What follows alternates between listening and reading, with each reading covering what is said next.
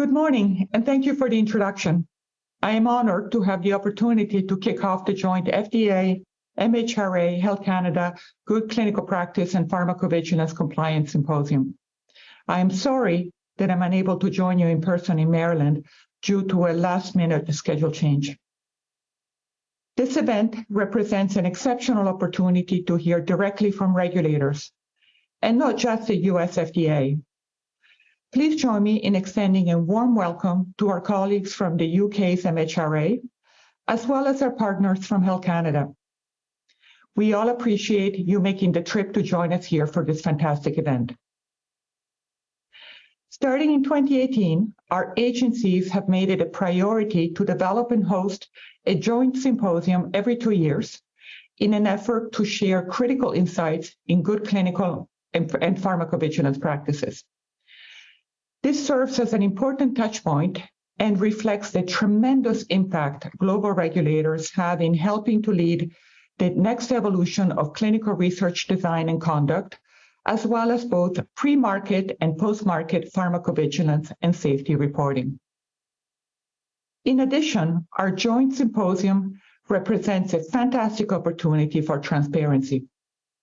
It allows us to discuss strategies for sharing information between our agencies in a truly global medical product development environment. The symposium also gives us the opportunity to share best practices for GCP, bioequivalence, and pharmacovigilance inspections, as well as remote assessment activities. We have a packed agenda for our next 3 days. My hope is that you find this symposium to be valuable in that the information is useful and the collaboration as partners across FDA, MHRA, and Health Canada helps to advance our shared public health mission globally. Before I get too far into my opening remarks, I want to acknowledge the fantastic FDA staff who have made this event possible. Please join me in sharing a message of gratitude to the professionals from the CDER Small Business and Industry Assistance Group, as well as our many speakers and moderators from the Office of Scientific Investigations within the CDER Office of Compliance, the Office of Study Integrity and Surveillance within the CDER Office of Translational Science, CDER's Office of Medical Policy, and our colleagues in the Office of Regulatory Affairs, Office of Bioresearch Monitoring Operations. Finally, of course, thank you all for taking the time out of your busy schedules to join us today. I appreciate your interest in advancing our shared goals, promoting efficiency and effectiveness in GCP, bioequivalence, and good pharmacovigilance practice in support of our public health mission. The focus of this year's symposium is global clinical trials in good clinical practice, bioequivalence, and pharmacovigilance in the post-pandemic world. We can, once again, convene face-to-face as we're doing today. But notably, the symposium is also being offered virtually, a reflection of the fact that we cannot just return to our pre-pandemic way of doing things. This will be a continuing theme throughout the symposium's presentations. To start, a number of GCP presentations will describe efforts to advance novel clinical trial designs, operational approaches, and data sources. Although many of these were already in development prior to the pandemic, adoption of them spiked when pandemic circumstances required, and some have regressed since the pandemic ended. In a post-pandemic world, we need to harness the lessons learned during the pandemic about innovative ways to design and conduct clinical trials to meet modern aims of increasing diversity and trial quality while maintaining the highest standards for participant safety and data integrity. This must involve evaluating the barriers to innovation that have caused some of the regressions in the use of innovative approaches since the end of the pandemic. It also means looking closely at which innovations make a meaningful difference in clinical trial diversity, participant experience, and outcomes. Presenters during the GCP portion of the symposium will discuss considerations that are unique to various innovative approaches.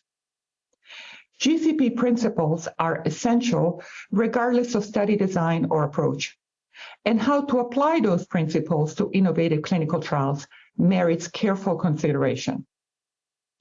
This includes, for instance, data accountability for data derived from digital health technologies, as well as appropriate supervision of third-party service providers performing clinical trial activities.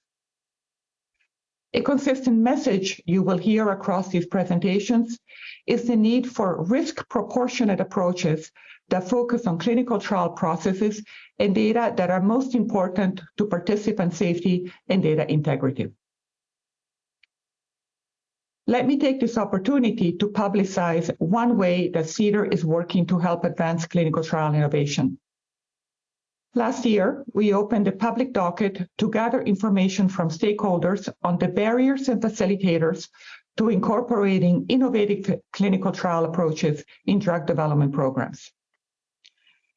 We're working in partnership with the Duke Margolis Center for Health Policy to host a public workshop on this topic on March 19 and 20, 2024. Responses to the public docket will help inform the public workshop, and in turn, comments and feedback from the workshop will help inform CDER's future work related to clinical trial innovation. While CDER and FDA work to support innovation by industry, innovation must also come from regulatory agencies. You will hear presentations during the symposium describing regulators' approaches to GCP inspections. Many of these novel approaches were first adopted during the pandemic and continue to be used to enhance oversight of clinical trials. You will also hear about some of the ways that regulators are assessing innovative clinical trial design features. As I noted earlier, convening this joint symposium every 2 years is a great way for regulators to share information about their agency's approaches to these topics, including best practices and lessons learned. It is also an opportunity to share information about collaborative efforts among agencies. Along these lines, you will hear from panelists about updates to ICH E6 guideline on good clinical practice, including data governance. During the third day of the symposium, we will switch gears from GCP to bioequivalence and pharmacovigilance. The bioequivalence presentations will begin with discussing a remote approach to reviewing the conduct of bioequivalence studies. CDER's Office of Study Integrity and Surveillance has been a leader at FDA in using remote assessments to support regulatory decision-making. We will hear about their experience as well as those of their counterparts at MHRA. The bioequivalence presenters will also talk about their findings from bioequivalence inspections and remote regulatory assessments, and will discuss the clinical portion of bioequivalence studies. Because so many medicines are based on approvals supported by bioequivalence studies, the quality of these studies, both clinical and analytical, is crucial. The discussion of the findings provides insights on how we, as regulators, can focus our efforts to support industry. Finally, the symposium will close with presentations on pharmacovigilance compliance. As with the GCP and bioequivalence presentations, we will hear about use of remote assessments to evaluate pharmacovigilance compliance. We will also hear about emerging technologies and related advances in pharmacovigilance. The vast amount of safety information available about marketed drugs requires industry and regulators to think about new ways to process, evaluate, and act on the available information to help protect the public health. And because drug marketing, like drug development, is a global enterprise, we will hear from panelists about efforts among regulators to collaborate through joint inspections and by sharing information, including related to pharmacovigilance activities. Lastly, we will hear important updates on pharmacovigilance topics of interest from regulators. The next 3 days are clearly filled with a wealth of important information and illuminating discussions about how, as regulators, we can support and advance innovation in global drug development and pharmacovigilance, and in our approaches to oversight and innovation. The need for innovation is imperative to keep pace with changes in the drug development landscape. In collecting and disseminating safety information, deploying new technology tools and platforms, and recognizing the essential role clinical trial participants play in medical product development. The symposium is a timely and valuable contribution to meeting this challenge. We are excited that you're able to join us today. We hope you enjoy this time, and we look forward to the discussion. And thank you, Dr. Cavazzoni. Thank you all again for attending. And thank you, Brenda, for that warm welcome and kind words. Again, my name is Commander Lakeisha Williams, and I am just one of the many organizers of this great event. They say it takes a village to organize a great joint symposium, or at least that's what I've heard they say. But I have definitely had the honor and privilege to work with such an amazing and dedicated village of professionals within FDA, MHRA, and Health Canada. So thank you all. I would also like to thank Dr. Cavazzoni for taking time out of her busy schedule to provide the opening remarks. Although Dr. Cavazzoni could not be here in person, her willingness to provide the opening remarks speaks to the importance of this collaboration as global regulators. As she mentioned, this is our 4th joint symposium since 2018. And every 2 years, this event gets bigger and stronger, thanks to you, the audience. I am looking forward to what's in store next, and Dr. Cavazzoni remarks definitely set the tone for the 3 days coming. I now have the honor of welcoming our first session panelists to the stage. Session 1, entitled Good Clinical Practice Harmonization, Updates to ICH E6 and R3. This session will be led as the moderator, Dr. Kassa Ayalew. He is the Director of the Division of Clinical Compliance and Evaluation within the Office of Scientific Investigations. So again, I would like to thank everyone for joining us, and a special thank you to our Division Director of the Office of Scientific Investigations, David Burrow, for all of his support and encouragement with our regulatory collaboration. Thanks again, everyone, and welcome. Kassa.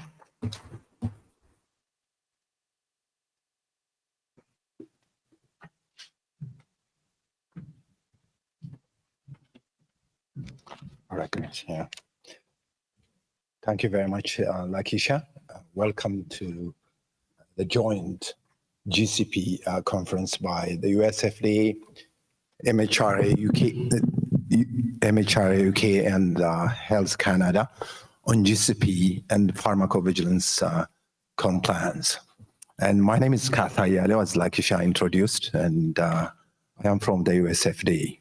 And the session that I will be moderating will be on GCP harmonization updates. And this session will be providing you an overview on ICH 6 revision, including discussion on GCP principles, and providing you an overview on highlights that have been revised in ICH 6, as well as also timelines and the status on ICH 6 guideline, which is currently the Annex 1 is on the draft and published last year.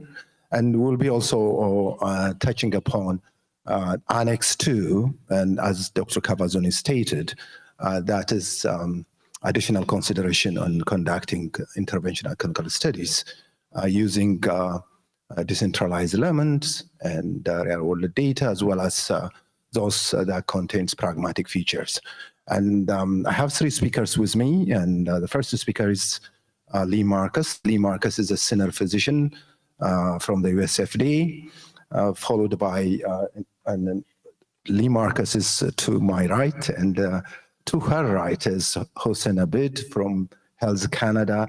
Hossein is the regulatory, the national manager from Health Canada, and as well as Andrew Fisher to the most right, who is a lead senior GCP inspector from MHRA-UK. I'm going to, before I call Lee Marcus to come to the podium to present her presentation, I'm going to mention that most of you have already submitted several questions through the online form, and we're going to identify those questions relevant to the session, and we'll be addressing during the Q&A. But I want to encourage you to continue submitting your questions during this session. Thank you very much, and I'm going to call to my colleague Lee Marcus to come to the podium. Lee? Great, thanks so much. Okay. All right, so I'll start us off. Thanks so much for having us today. We're very excited to give you the ICH E6R3 Good Clinical Practice Draft Guideline updates. This is our disclaimer, and then we'll talk about the overview here. I'm just gonna queue all of them up together. Okay, so I'll start the talk off and discuss the basis for the ICH updates, the historical context, the status of the updates, and the future timeline. I'd like to highlight areas that have been updated or changed from its predecessor, ICH E6R2.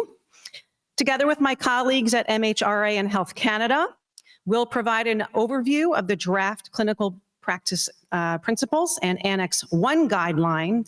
Then I'll turn the mic over to Dr. Abid at Health Canada to discuss sponsor and investigator responsibilities that have been updated. Then our regulatory counterpart, Andy Fisher at MHRA, will cover inquiries from the MHRA survey, significant changes, including data governance and essential documents. And then I'll grab the microphone back and discuss plans for Annex 2. Okay, so I'll start off with the general overview and history. So in this session, we will be discussing the third revision of the International Council for Harmonization of Technical Requirements, so ICH, for Pharmaceuticals for Human Use E6 guidelines. That's an internationally recognized standard of good practice for the entire clinical trial life cycle, from design and conduct to monitoring, recording, and reporting. The first version of E6 guideline was finalized in 1996, which you can see in the top half here, describe responsibilities and expectation of stakeholders in the conduct of clinical trials. It covered aspects of what I just talked about, the monitoring, reporting, and included sections for essential documents and IBs. The second version finalized in 2016, which this is all pre-pandemic, right? Like, who remembers this part? But I'll remind you, that was the E6R2, and that included the integrated addendum, and it also encouraged implementation of improved and efficient approaches to GCP, also protected human subjects, and updated some standard for electronic records, which we were sort of getting into at that time. Then in 2017, stakeholders like you conveyed concerns that the current ICH E6R2 guideline failed to sufficiently recognize variations in the level of risk for participants in different types of trials and allow for corresponding flexibility. I always joke that the F in FDA is for flexibility. That's why we're here to talk about it. So there was issues with managing the risks, and you can read this in the reflection paper if you haven't already on the right panel, and there's a link to it at the bottom. You guys are going to get all these slides.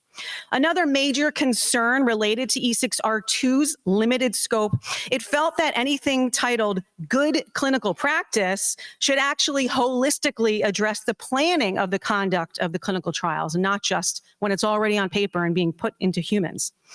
So the goal of the renovation that we're going to talk about is to provide an updated guidance that's both appropriate and flexible, that F word again, to address the increasing diversity of study types and data sources that are being employed to support regulatory and other health policy decisions.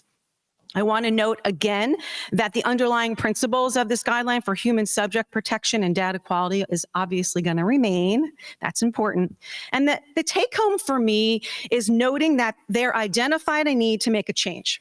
And it was the ICH's decision to invite stakeholder comments, like you guys, on the proposed revisions in an early stage ahead of even developing the effort in changing it. And it invited public comment, which we'll talk about in a few, and it recognizes that the considerable stake and relevant expertise in the research community is there beyond just ICH. So I thought it's more of like a kumbaya moment, okay? Remember kumbaya around the campfire?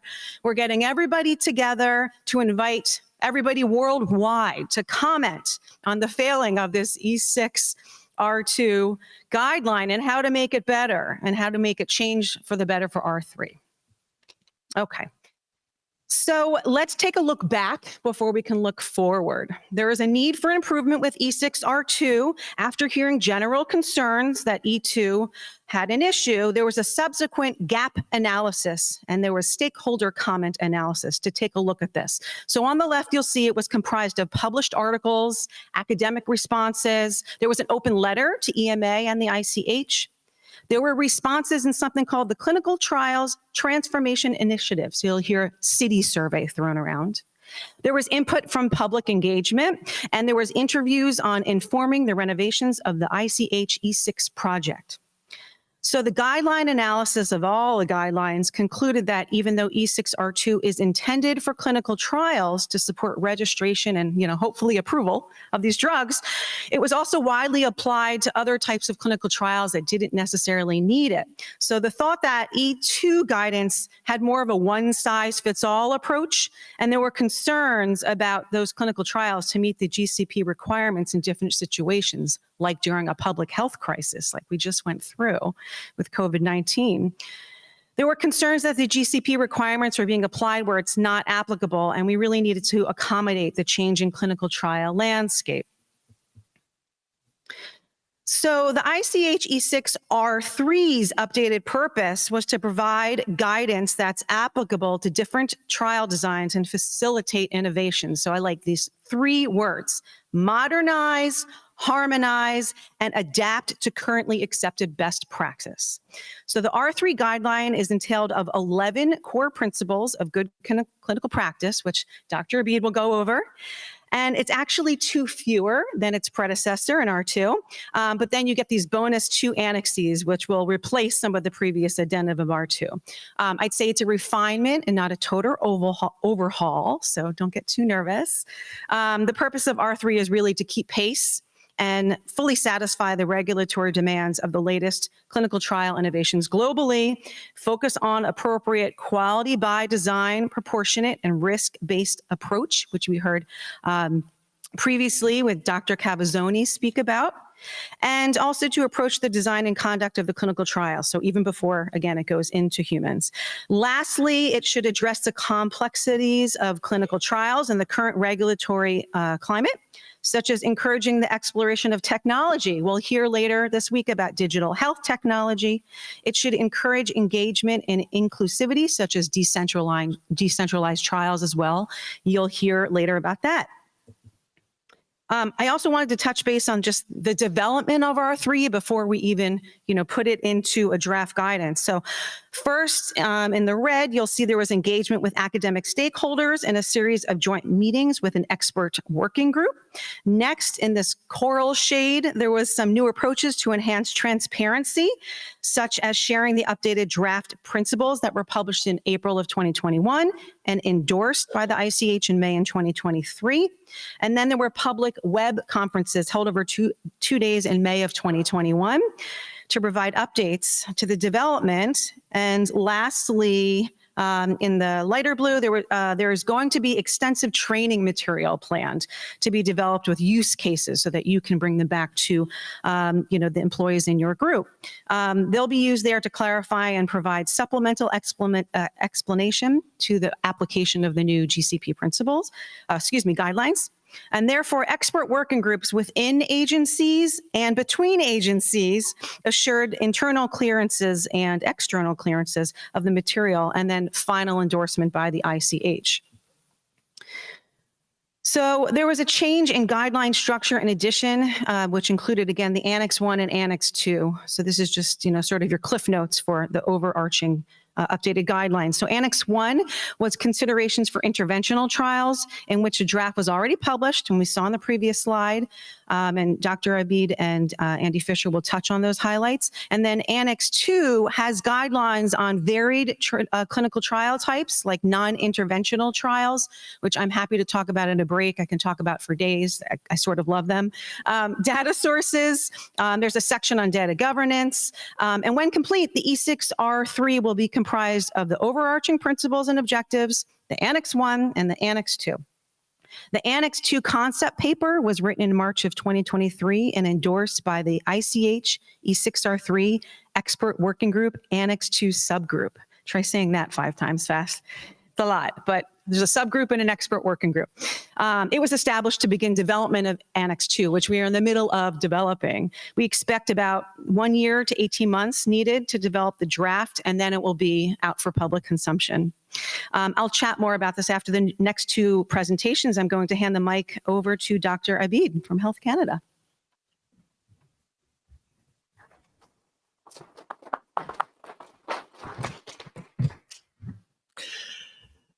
Thank you very much, Lee. So in the next slides, I'm going to cover some of the key changes that we all will see in the new version, R3.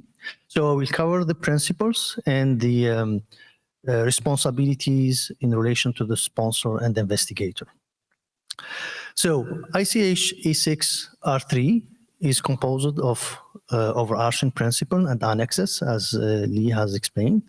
So the principles are designed to be flexible and applicable to a broad range of clinical trials. Annex 1 provides information on how these principles can be applied to clinical trials.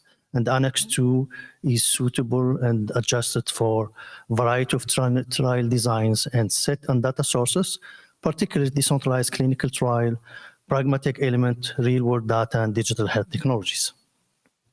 In this slide, I try to provide an illustration on the changes to the contents.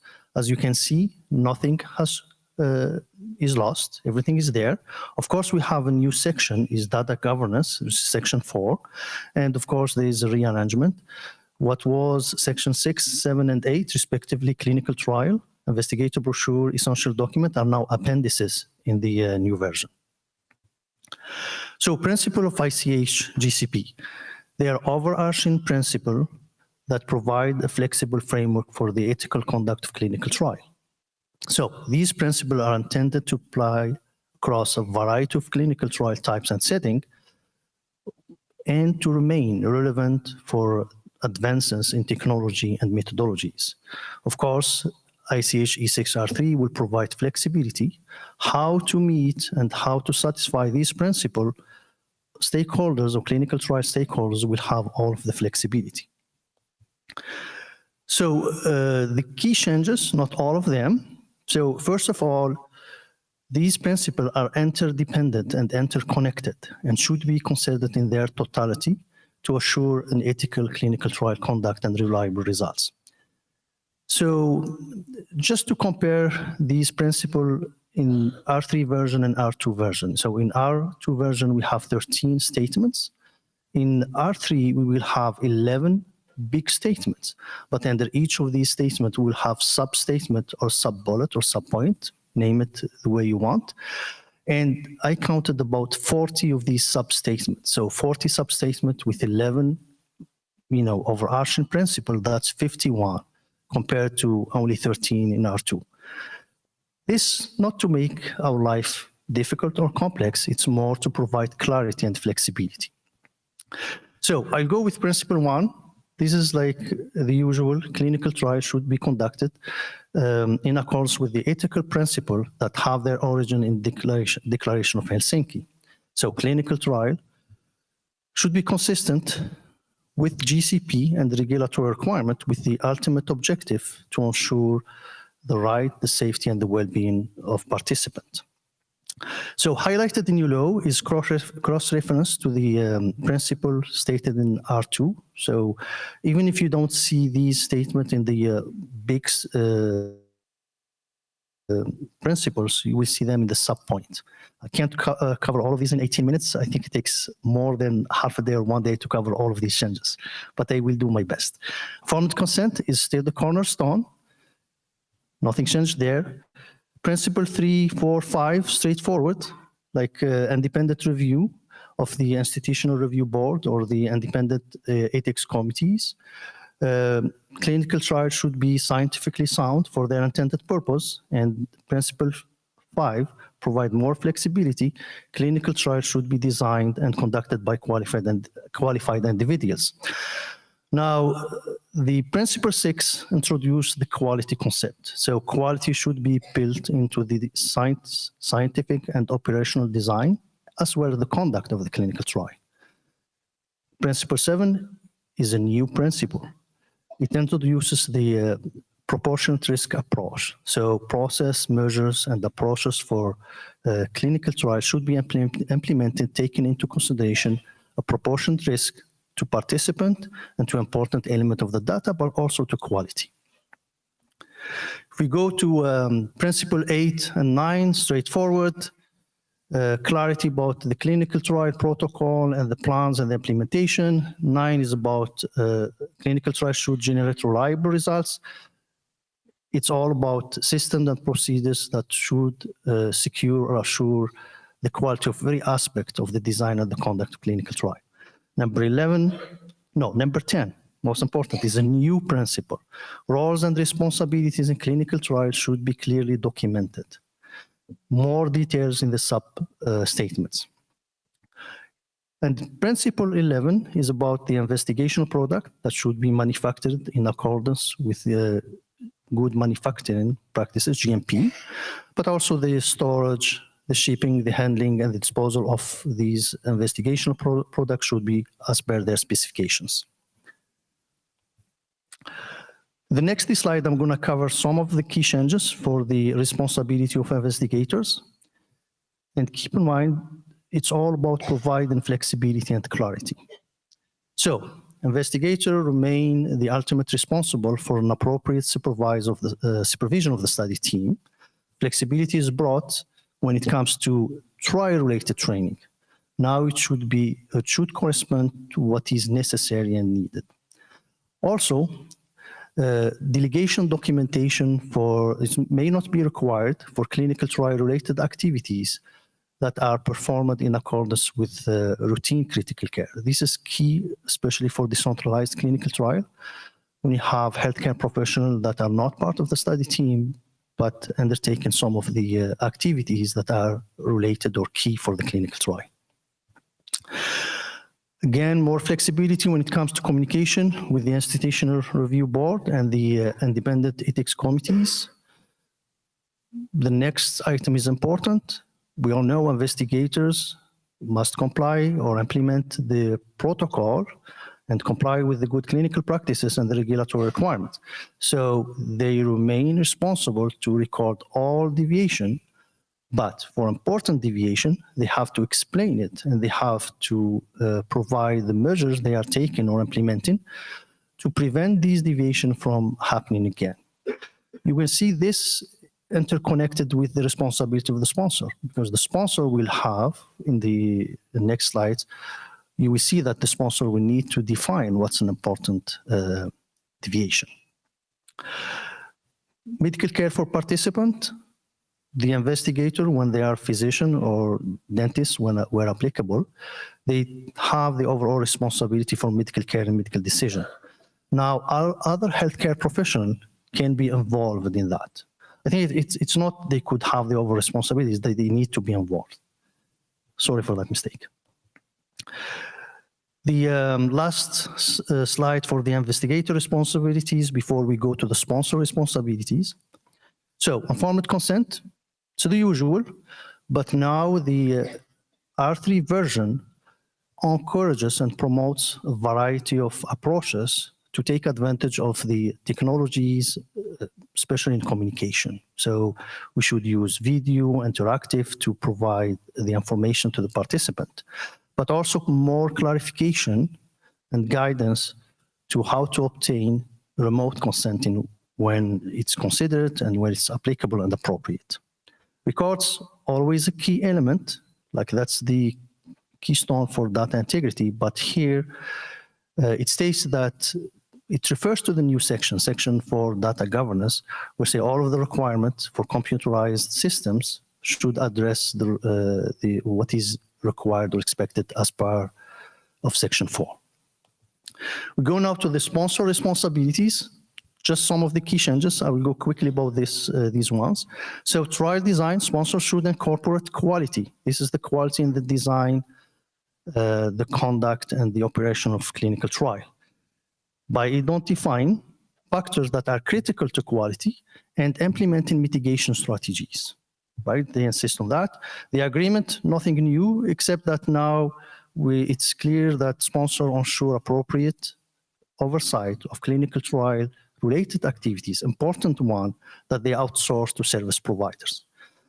Again, roles and responsibility should be clearly defined and documented in situation where we have a clinical trial that has more than one sponsor.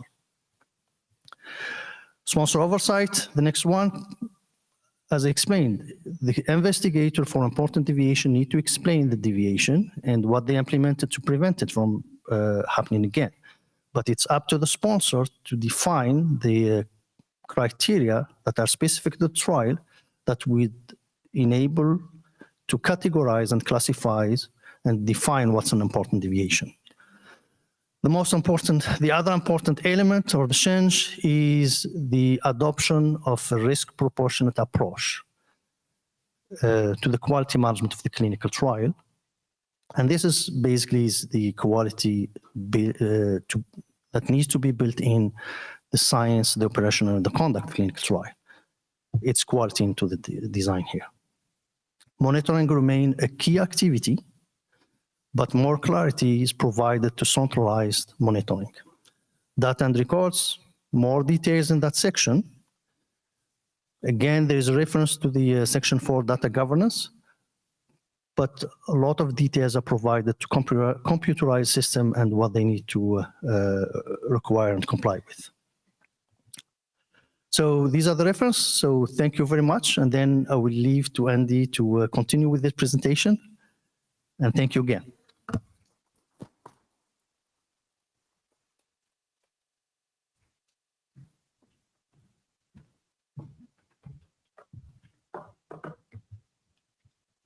Okay, so what I'm going to talk about is give you some feedback on the MHRA consultation for the ICH E6R3 guideline.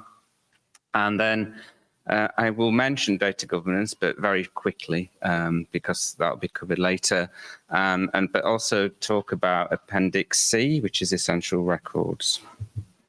So the MHRA became a member of ICH following our departure from the EU. And so as a result of that, we were able to do a consultation as an ICH region in the summer last year on the E6 guideline. So in addition to using the Excel spreadsheet for the collection of the detailed comments on the actual guidance, we also took the opportunity to use the portal to ask a series of questions, and they were based on the documents that Lee talked about, which is the reflection paper and the concept paper. We also asked about the implementation of the ICH GCP principles, just section 2, into the UK legislation, as we'd previously consulted on this as part of an update to the UK clinical trial regulations. So about 56 respondents completed the questionnaire. They uploaded an Excel spreadsheet and pressed the submit button. And 34 tried to do that, but just answered 1 or 2 questions and didn't like the was the difficult bit of the Excel spreadsheet, perhaps, and some of them were clearly practicing, and some were duplications as well. So I've got some graphs in a minute that will show the people who completed it and pressed the button with a spreadsheet and those that were incomplete, just to show you the difference between those. The completed responses, they submitted just short of 950 comments in the Excel spreadsheets altogether, which when I last looked was the second highest of an ICH region. I'm not sure whether that's good or bad in terms of how many. It certainly took a long time to plough through them all just recently. So in terms of who responded, we had quite a broad range of UK respondents. So we had non-commercial organisations such as universities, NHS hospitals and charities. We had commercial pharmaceutical companies and CROs, and then a number of individuals involved in clinical trials, including in investigators as well.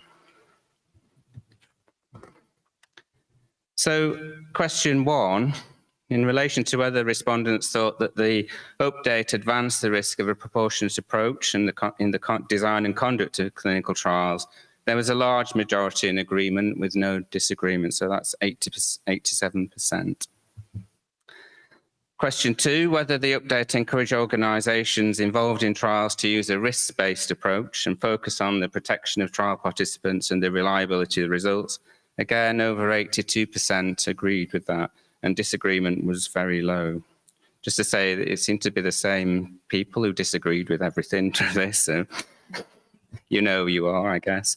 Then question 3, whether the guideline conveyed the need for a collaborative, thoughtful and risk-based approach based on the nature of the clinical trial and how aspects of GCP are applicable. Again, the majority, 83%, agreed, with most of the remaining uncertain.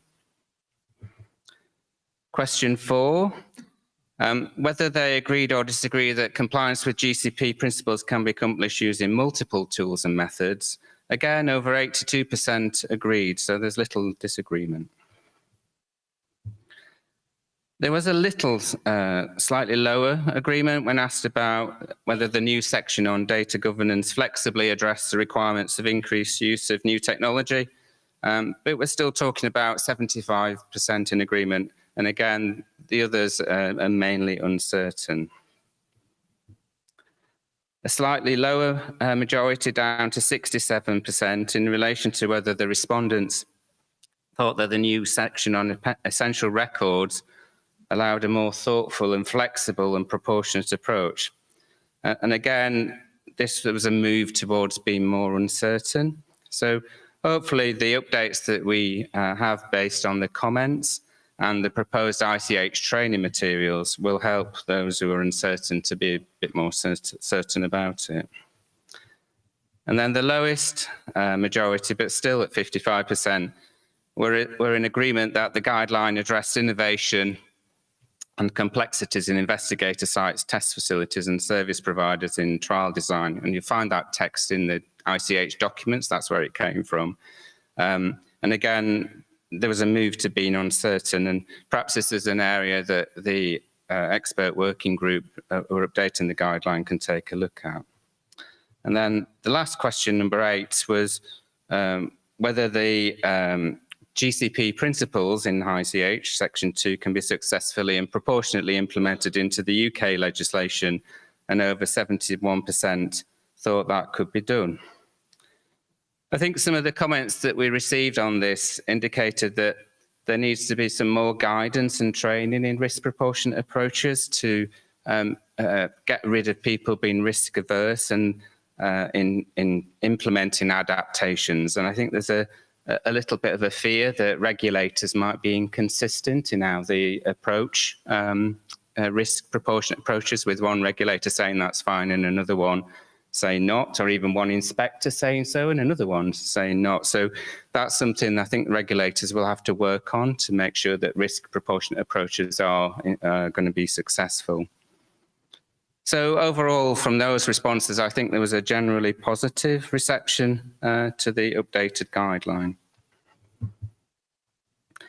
So data governance, this is all I'm going to say on this, because there's a separate section where we're going to address a lot of aspects of the changes in the new section 4.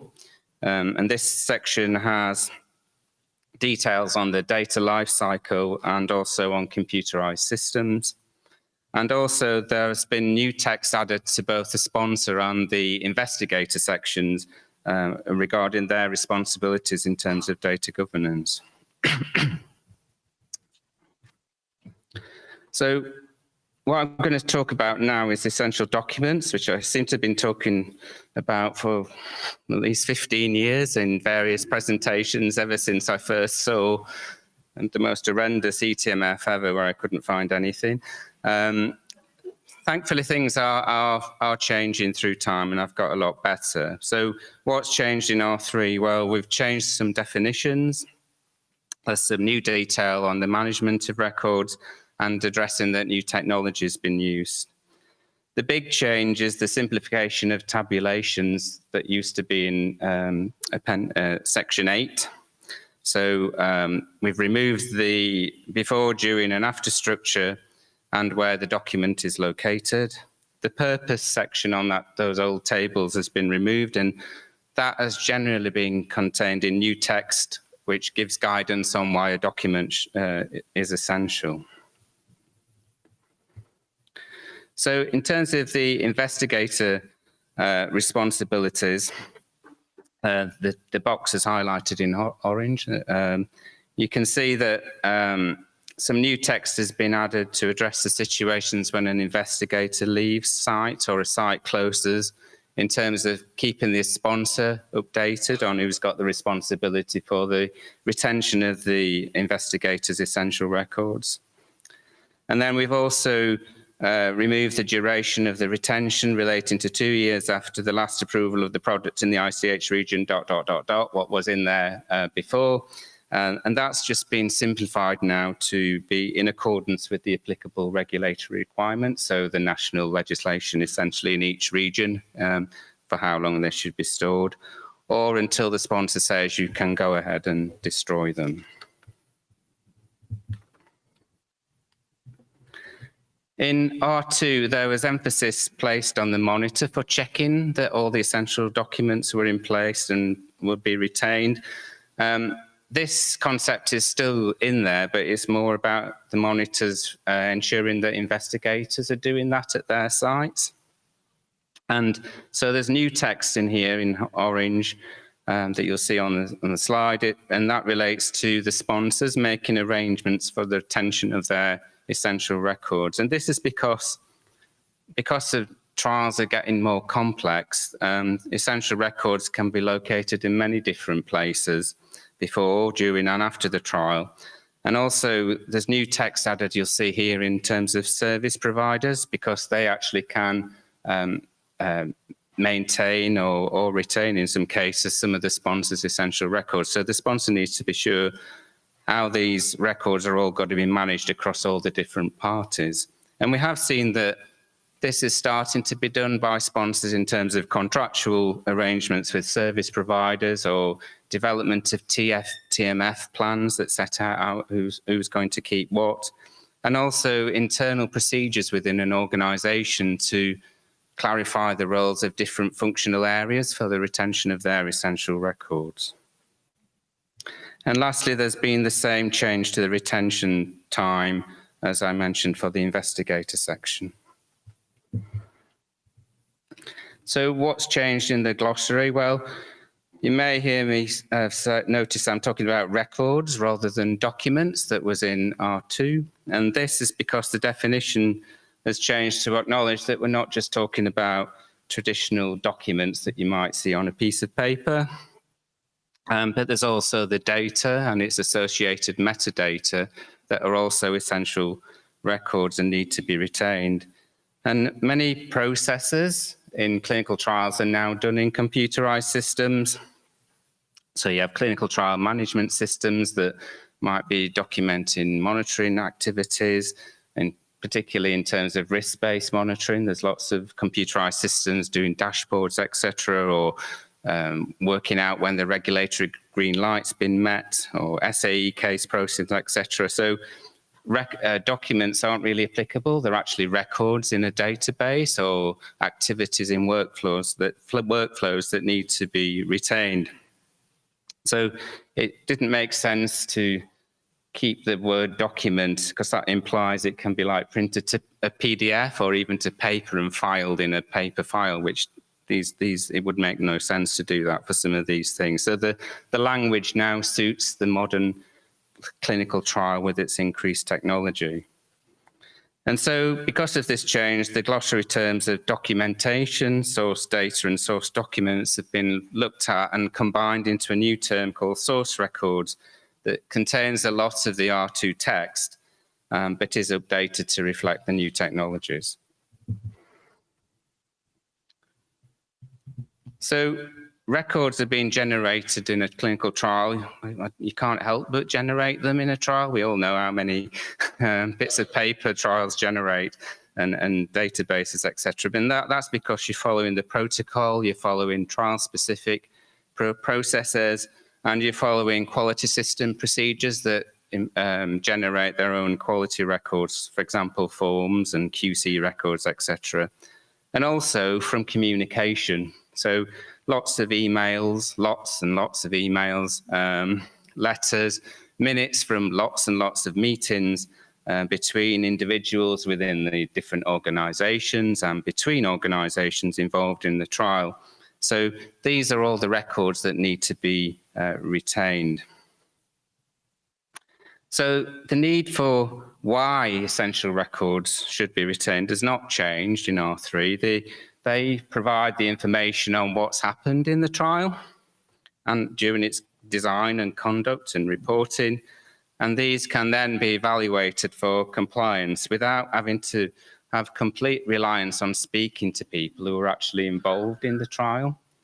And that's because the individuals who did the trial might not be there when it comes to be inspected.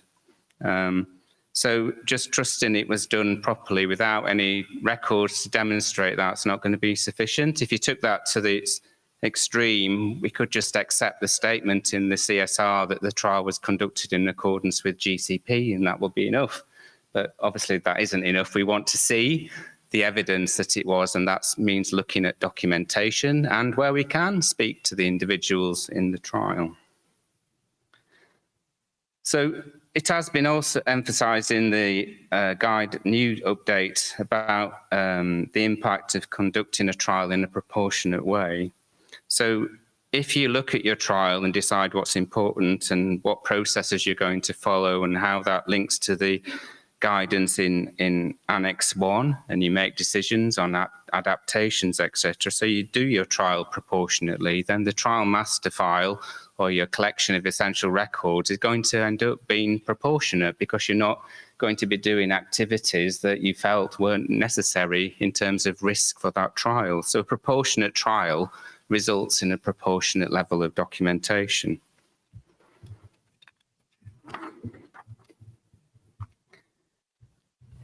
So there's also some updates on the management of essential records, and this involves version control and approval of records.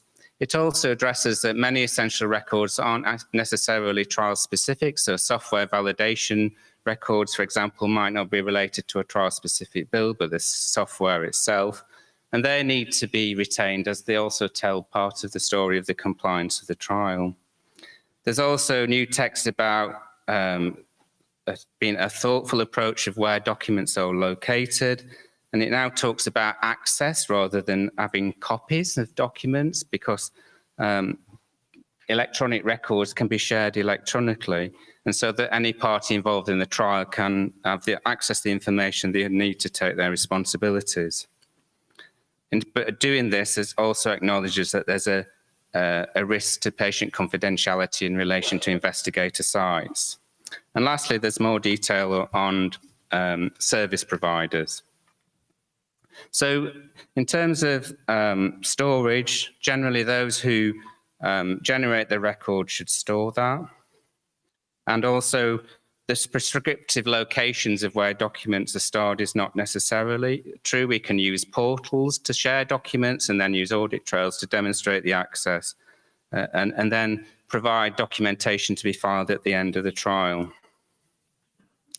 The guidance is updated that some documents may not be in a primary eTMF system.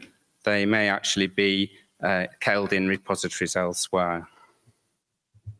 And then lastly, the storage of the records has been addressed in terms of the essentiality of them, and there's guidance on that, and looking at whether the record actually permits and contributes to the evaluation of the trial. I mentioned the tables before, so what I wanted to do is ask some questions about the tables. So the documents in those tables, they're there in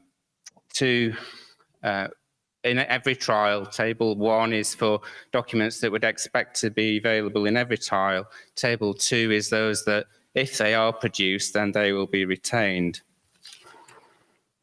So in terms of a vote in the audience and also a vote online on this aspect, we just wanted to know what you thought about the changes to the tables. Do you prefer the R2 way with the tables as they are? Do you prefer the new way, the proposed way with the shortened tables and more guidance on what makes the document essential? Or do you prefer to have no tables whatsoever? So hands up for no tables.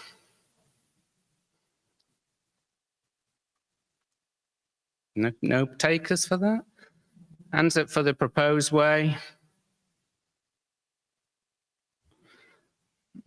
About quarter. Hands up for the old way then, in current R2. I don't think a lot of you can't make your mind up whether which you want. So what have we got on the screen?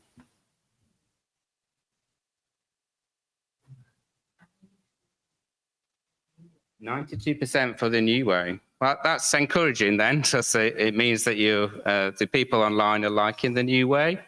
I have been at conferences with TMF colleagues who supported no tables, and the TMF reference model group meeting recently supported 54% voted for no tables. So that's encouraging that there's a liking of the new approach. So thanks very much for that.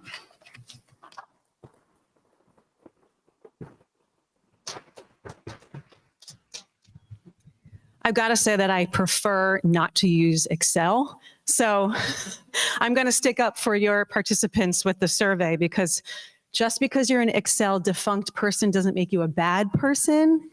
I'm a word wizard, but I can only do one thing at a time. So the other thing I wanted to say is we were at a meeting where there was a lot of internal chatter about the glossary, and I nerd out for a good glossary. How great is that? So I know that some people wanted it, some people didn't, but I think it's very helpful. So I'm going to stick up for the glossary. Okay, I'm going to take us home with Annex 2. Don't worry. I know it feels like the wild, wild west with Annex 2. I don't love uncertainty either, but we're going to hear a lot about what's going on out there. And then very soon you will see some draft guidances. So the ICH E6R3 Annex 2, it is intended to address the growing interest in clinical trials using various operational approaches and data sources and additional GCP considerations. You'll hear during the course of 3 days about decentralized elements, where some or all of the trial-related activities occur at locations other than the traditional clinical trial sites. So that's like patient homes or mobile trial units, local clinics, so their primary provider, and data collection may remotely be collected. You'll hear about some pragmatic elements. Those reflect trials that closely resemble routine clinical practices. And you'll hear about some real world data sources. You know, there's conferences dedicated to just that third bullet.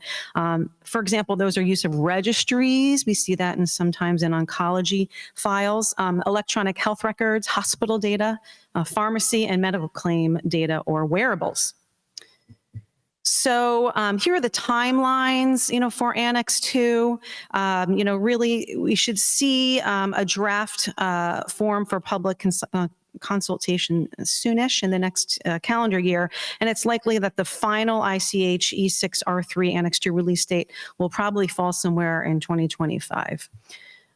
And before we finish up for today, I wanted to just talk about the summary for all of our speakers. So the first bullet here, ICHR E6R3 is really attempting to fully satisfy the regulatory demands of the latest clinical trial innovations. Much thought was put into the transparency and the expert working groups and interagency collaboration and collaborations with you, stakeholders, including public comments and multiple, I can say documents for this, it doesn't need to be records. The second bullet was to discuss, to focus on the appropriate quality by design, proportionate, and risk-based approach. If you don't leave these next 3 days hearing that at least a dozen times, then we haven't done our job. It's looking at the conduct of clinical trials and address the complexity of clinical trials in the current global regulatory climate. And lastly, does require training. And specifically, we did talk about, Dr. Abid did talk about the investigator and sponsor responsibilities, including a new Section 4 on data governance and a data lifecycle and computerized systems. And you did hear Andy Fisher talk about record management. So there'll be some training cases for you to share with your group. And again, over the next 3 days, you should hear more about all of these certain sections, certainly data, Section 4, data governance, and the like. Okay, so this concludes our panel. I'll bring it back over to my colleague, Dr. Ayalew. Thank you, Lee. Thank you very much, Lee, Hussein, and Andy. Please join me to applaud, actually, the three presenters who did an amazing job. Thank you very much. Thank you. Thank you very much. And we were able to finish, actually, the presentation on time, and perhaps a couple of minutes I can give back to you. And there is a coffee break, and we'll be returning back to the room 10:20, and where we will be discussing technology in clinical trials and DHT. Please come back exactly at 10:20. Thank you very much. All right, welcome back. We are 36 seconds behind. So if I can have everyone grab a seat, please, so we can go ahead and get started. So I thank everyone for coming back on time.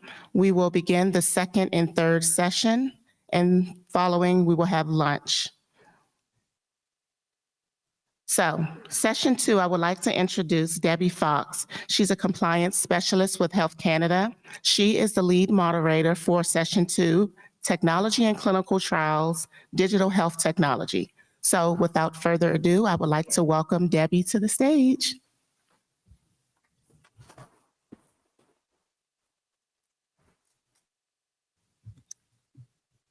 Thank you, Lakeisha. There are 3 presenters in the section. Sorry. Oops. Advancing the slides here. There are 3 presenters in the session, with the first section being presented by Dr. Elena Bole, who's a senior physician with CDER in the US-FDA. The second session will be presented by myself, Debbie Fox, and I'm a compliance specialist with Health Canada. And the third section will be presented by Mandy Budwell-Jaggett, who's the head of GCP for MHRA. Today, we will start by providing a general definition of what digital health technology is in the context of a clinical trial. And this will be followed by 3 different case studies, which also include some important compliance considerations when working with digital health technology. As you can see here, DHTs can encompass a wide variety of technologies and includes any instrument, tool, or platform that's utilized at any point in the data lifecycle of electronic data when that data is captured and reported as part of a clinical trial. So this would include computer systems, software applications, and input sensors and devices when they are involved in collecting, managing, transmitting, storing, and reporting electronic data. and this includes remote data acquisition tools. So some examples of DHTs include the following. So as mentioned, this includes data sensors, mobile apps, and data computing platforms, as well as ePro devices and their software. It includes IRTs, wearables, and also includes the ECRF. So now I will hand things over to Elena Boley from the FDA to present a very interesting and relatable case. Over to you, Elena. Thanks so much, Debbie. Hi, everyone. I am so excited to be here, and I welcome you to my talk about remote data acquisition. Please proceed, but do so with caution. I'd like to first start off my talk with a provision from the CFR. And basically what it says is that if you are going to use electronic systems for your trial, you must have procedures and controls in place that are designed to ensure the authenticity, the integrity, and the confidentiality of your records. Okay. So my goal today is to keep things relatable and straightforward. So here is my very complicated overview slide. I will first start by presenting the case, and then I'll talk about what happened, and then we will discuss the consequences for the application. And finally, I'll get to my take-home points, and I will suggest how to do better. My case today is a hypothetical case. However, I have created it using real findings from a real case. So what do we have? We have a new molecular entity, and the pivotal trial for the NDA was a single multi-center randomized double-blind placebo-controlled phase 3 trial. And what about the indication? Well, I write here just treatment of a disease because really this could be any disease where efficacy data comes from a clinical outcome assessment completed by the study participant using an app on a mobile device, also known as an ePro. So inspections, yes, we did them for 4 clinical investigators and the sponsor. And here's a little sneak preview. Efficacy endpoint data anomalies were noted by some of our statisticians. And more on that later, lots more on that. So on to the study design. After screening, baseline assessments were completed, which included an ePro assessment. In this case, the ePro was a disease severity questionnaire, and that was filled out by the participants using an app on a mobile device. Then participants were randomized in a 1-to-1 fashion to receive either the study drug or placebo, which they took for 12 months, full 12 months. And every month, they completed the ePro assessment, which was, in this case, a disease severity questionnaire. The primary efficacy endpoint was change from baseline to month 12 in disease severity. So we're just going to take a quick detour here. This is a session about DHT. So let's review some of the benefits of DHT for remote data acquisition. In general, I think we can all agree that DHTs are convenient, leading to improved participant recruitment, engagement, and retention. And then, of course, the real-time data collection that you have with DHT, it yields more meaningful data, avoiding recall bias. And DHTs allow for instantaneous transfer of data while maintaining the blind, and real-time data monitoring and outlier identification. These are all great things. As regulators, we appreciate that DHT can facilitate high-quality source data documentation, and that is data that adheres to the principles of data integrity. And we have a handy mnemonic for that, and that is Alcoa Plus, which means that ideally data should be attributable, legible, contemporaneous, original, accurate, plus complete, consistent, enduring, and available. Okay, so back to our case. What were the efficacy endpoint data anomalies identified by our statisticians? Well, the anomalies were unusual patterns in the ePro efficacy data. Efficacy data in some groups of participants had similar patterns of data missingness, and in other groups had similar data collection times. We couldn't find any explanation for this based on the protocol or issues reported during the trial. Luckily, for us anyway, the anomalies were noted early in the review cycle and helped us choose which clinical investigators to inspect. So in order to understand what went wrong, let's review what should have happened according to the protocol. So during the enrollment process, the clinical site staff was to assist participants with app installation on a mobile device, and then with app setup. And this required that the participant enter a default PIN, which was provided by the site staff, and then to enter a confidential PIN of their own choosing, which they would then use to access the app. Participants were then asked to choose 2 security questions and to provide answers to those questions. Participants were then given a help desk phone number that they were to call for technical support if they forgot their PIN and needed a PIN reset. In that case, they would need to provide the answers to their chosen security questions, and only then would they be permitted to reset their PIN. So I'd like to emphasize here that according to the user manual for the app, PINs, security questions, and answers should have been confidential. In other words, known only by the participant and not shared with anyone, not even the site staff. So, what the inspections found. So a majority of participants at the inspected sites used common PINs, or I should say identical PINs for their ePro app, or they used PINs that were based on their own birth date.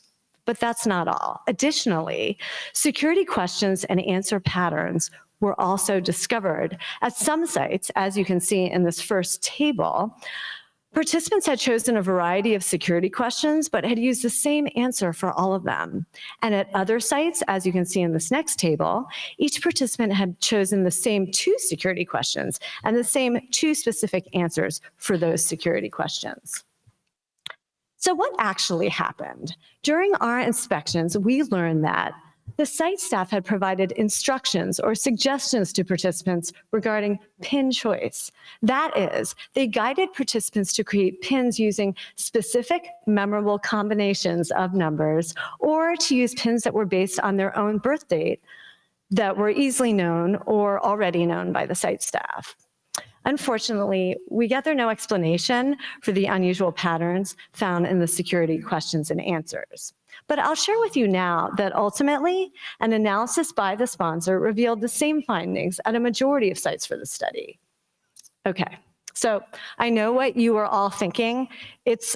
I think it's impossible to hear this story and not ask, why would this happen, right? So let's brainstorm. Okay, bear with me here, I'm trying hard.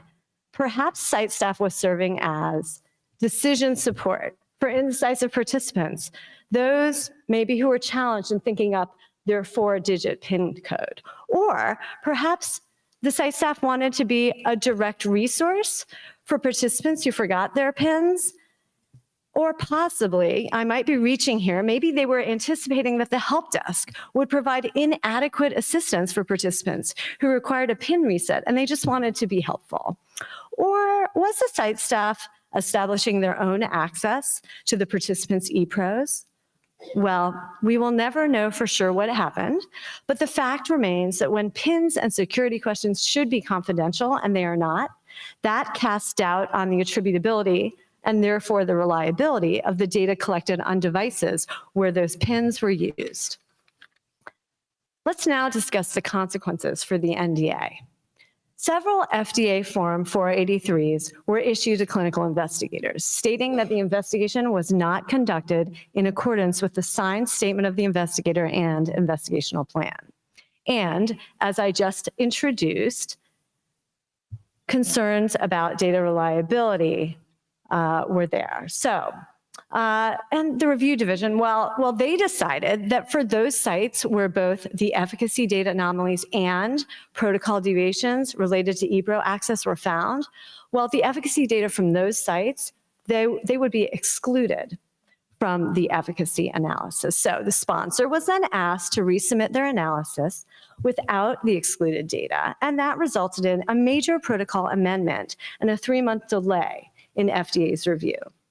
And of course, we shared our findings with our fine colleagues across the globe Hi, guys.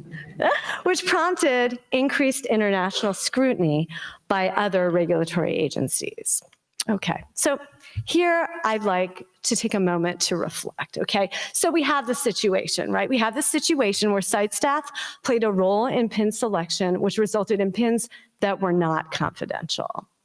This behavior could have been isolated to this one clinical trial, or perhaps this behavior is more widespread, affecting most trials using apps, if those apps required only pins for access. Okay, so before you dismiss this idea entirely, hear me out. I think we have to consider the second possibility. And why do I say that? Well, I say that because of a well-documented phenomenon. We're all familiar with the notion of password oversaturation, right? I'm sure we all know people who use easy to remember passwords or don't keep their passwords confidential. So just for fun, we have a poll, okay? This is a special poll. We're gonna do it in our heads, okay? Because it's a little bit private. So bear with me here, and everybody please maintain your sense of humor. Okay, so for access to online accounts, websites, your computer, your phone, your ATM card, or even the safe in your home or the hotel you're staying at right now, which of the following is most true for you? I have used my birth date, name, cell phone number, or home address as my password. I have written down my passwords or shared them with others. I have used the same password more than once, or maybe you are perfect, okay? You have never, ever, ever, ever done any of these things. Okay, so in all seriousness, my point here is, we're all human, right? And so are the study participants, and so are the site staff. And we should really be able to anticipate this type of behavior when we design DHT and consider user management strategies. Okay, how to do better. So identify the critical to quality processes of your trial. That's where you should focus your time and your attention from the beginning. And because the efficacy endpoint data is so important, the processes that ensure endpoint data integrity, they're key. Ensure data attribution, and do that by selecting or designing DHT that is fit for purpose and engaging stakeholders in the design of DHT. Use robust access controls. Of course, there are many options to choose from, but examples that come to mind include biometrics and multi-factor authentication. Your goal is to achieve the intended security without greatly impacting user friendliness. Focus on user management processes and procedures. They're so important in all cases, no matter what access controls you use. And also focus on education and training and retraining site staff on the proper procedure for DHT, in this case, ePro setup and ePro use. For data monitoring, for efficacy data, we recommend centralized periodic data monitoring for anomalies to identify those situations where data may be coming from individuals other than the intended user. And for ePros in particular, we recommend monitoring of user access information. And if you're using pins, well, you should be looking for common and birthday-based pins and unusual patterns for security questions and answers. So finally, I'm at my summary slide here. So my case today, it's a good example, right? It's a good example of how widespread protocol deviations regarding access controls can compromise your application by undermining data reliability. Please acknowledge this risk and safeguard your study's data. The sponsor is responsible for implementing the expectations for computerized systems to ensure that ePro system data is reliable, and that includes effective access controls. Technological advances provide a variety of options for access controls. Explore the possibilities and choose wisely. Take proactive steps to decrease and manage risk, starting with selecting DHT that's fit for purpose, then employing risk proportionate system controls, and then providing ample education to site staff. And lastly, but certainly not least, monitor data throughout your trial. And that's all I have.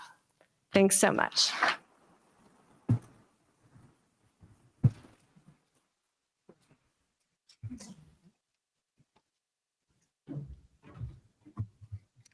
Thank you, Elena.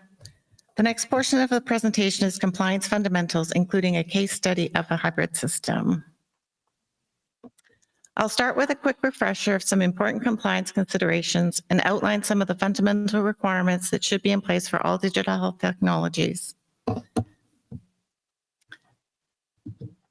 This will be followed by a case study that highlights the importance of ensuring that digital health technologies are validated for their intended use, in addition to having supporting quality system structure.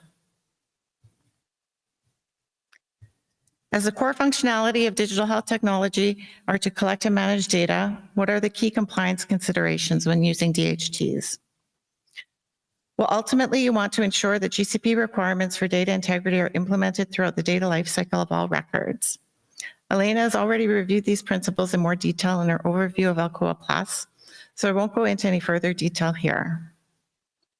But to effectively apply data integrity principles requires adequate planning, identifying all DHTs that will be used in the trial, from data capture through reporting, and of course, conducting the appropriate risk assessments.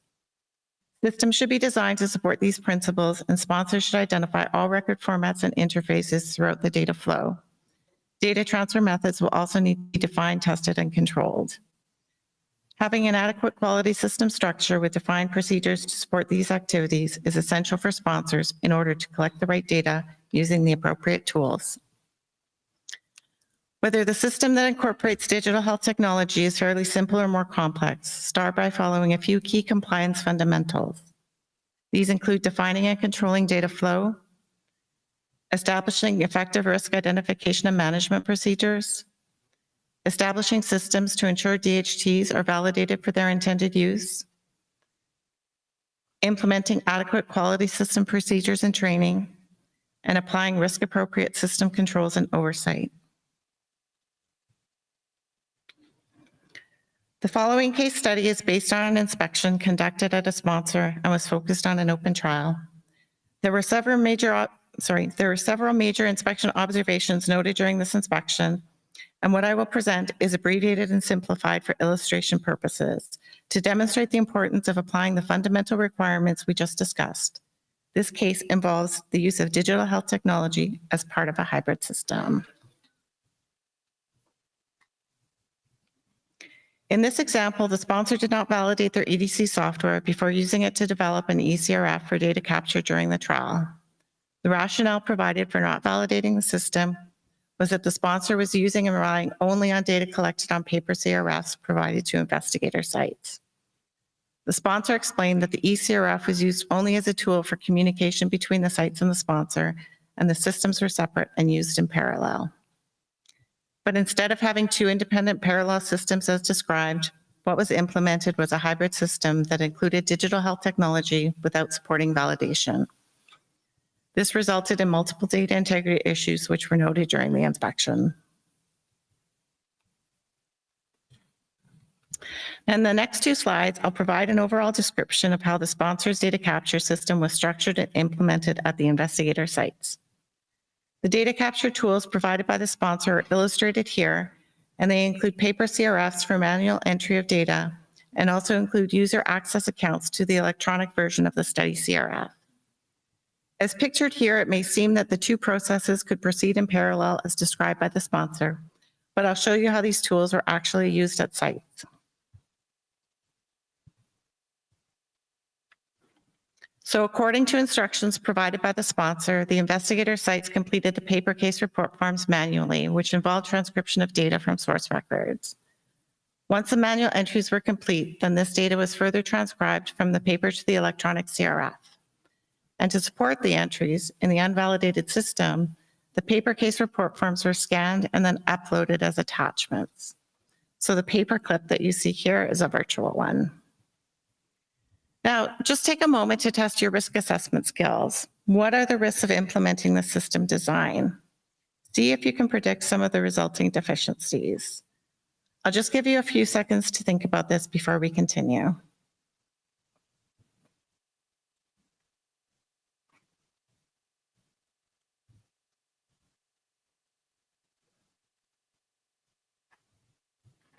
Now, I'm not going to ask for feedback here, but perhaps some of you were able to anticipate one or more of the deficiencies that emerged during the conduct of this study. Some of the deficiencies noted during the inspection were related to the creation of duplicate records during data collection, the creation of divergent records, and linked to this, compromised data integrity. Then the scope of use of the electronic system changed over time. And all in all, it was challenging to reconcile all of the study records. So how did this come about? Well, let's take a closer look at what happened at the sites. I think it's safe to say that most, if not all, investigator sites are used to working with electronic CRFs. Paper CRFs are still used occasionally, but we don't see them used very often anymore. This example was definitely a unique situation. I think it makes for a good discussion on data integrity, but the setup wasn't ideal for investigator site staff. The use of both systems with an additional requirement to scan and upload completed paper CRFs caused confusion, and understandably so. The additional requirement didn't make sense, and the instructions for data entry and uploads provided by the sponsor referred to the electronic system as the validated eCRF. So what we saw was that paper case report forms were often incomplete. The data may have been entered manually, but the site staff didn't sign or date many of the entries before the data was transcribed into the electronic system. So normally when working with an eCRF, data entries are automatically dated and timestamped, and entries are attributable to data entry personnel through their user accounts. And this is retained as metadata within the system itself. So even though the paper forms had provision to capture this information, sites often just entered the data values as they would in an eCRF without always manually recording this information to demonstrate who made the entry and when it was made. So we know we can't rely on the integrity of the data entered into the eCRF without supporting validation. And now we have seen that data collected on the paper case report forms aren't always documented following data integrity principles. So you can start to see how the integrity of the data collected during the study started to deteriorate. Other issues related to records were a result of the design of the system itself, combined with inadequate controls, lack of quality system procedures, and associated training. So based on the design of the system, every time the paper CRFs were scanned, the sites were actually creating an uncontrolled copy of the case report form. Paper CRFs were scanned and uploaded in various stages of completion, and there were no restriction on the creation or use of these copies, such as procedural controls or staff training. And this is how divergent records were created. There were examples where the uncontrolled copies previously uploaded were printed by a study coordinator who then manually wrote additional information on the printouts. So again, due to lack of control, this had a major impact to data integrity. Now, the sponsor had stated their intention was to rely on data captured on the paper CRFs and that the electronic system would not be used for study-related decisions. It was only a communication tool supported by paper records. Well, once the system was being used, we all know how much more convenient it is to handle data in an electronic system. The sponsor soon started to take advantage of this functionality, perhaps forgetting that the system was not validated at all. But in actuality, it was because of a lack of defined procedural controls for both validation and change management. A defined structure needs to be in place before it can be implemented, and in this case, that structure was deficient. And what happened was the sponsor began to import lab data from the central laboratory into the EDC, and consistent with the theme of lack of validation, the data transfer methods were not defined, tested, and controlled. From there, data was exported from the EDC and used to prepare data listings that were provided to the Independent Data Monitoring Committee. So the IDMC was making study-related decisions based on the data managed by digital health technology that was not validated for its intended use. This was one of the more significant observations noted during this inspection that required action from the sponsor. So what were the primary contributing factors to the deficiencies described in this case? Well, they include, the most obvious one is that the sponsor did not validate the EDC software used for data capture in the study. and the sponsor failed to identify and manage risks associated with the data flow. There was also a lack of data governance procedures in place to ensure data capture followed data integrity principles.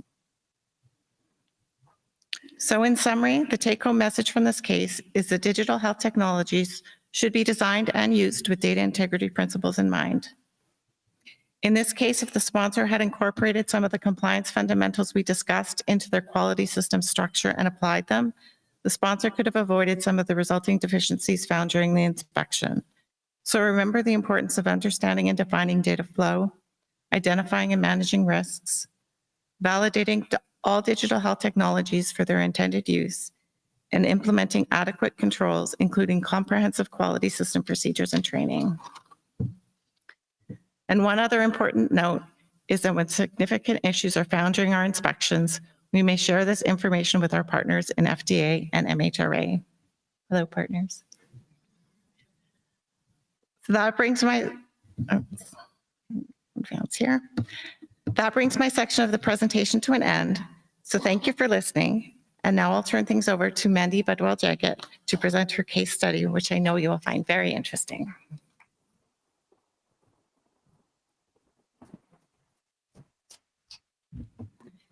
Thanks, Debbie, and hello, everybody. So I'm going to present a case study from an inspection that I conducted, which really highlights the importance of data integrity control processes and the impact that this can have if all of these fall down.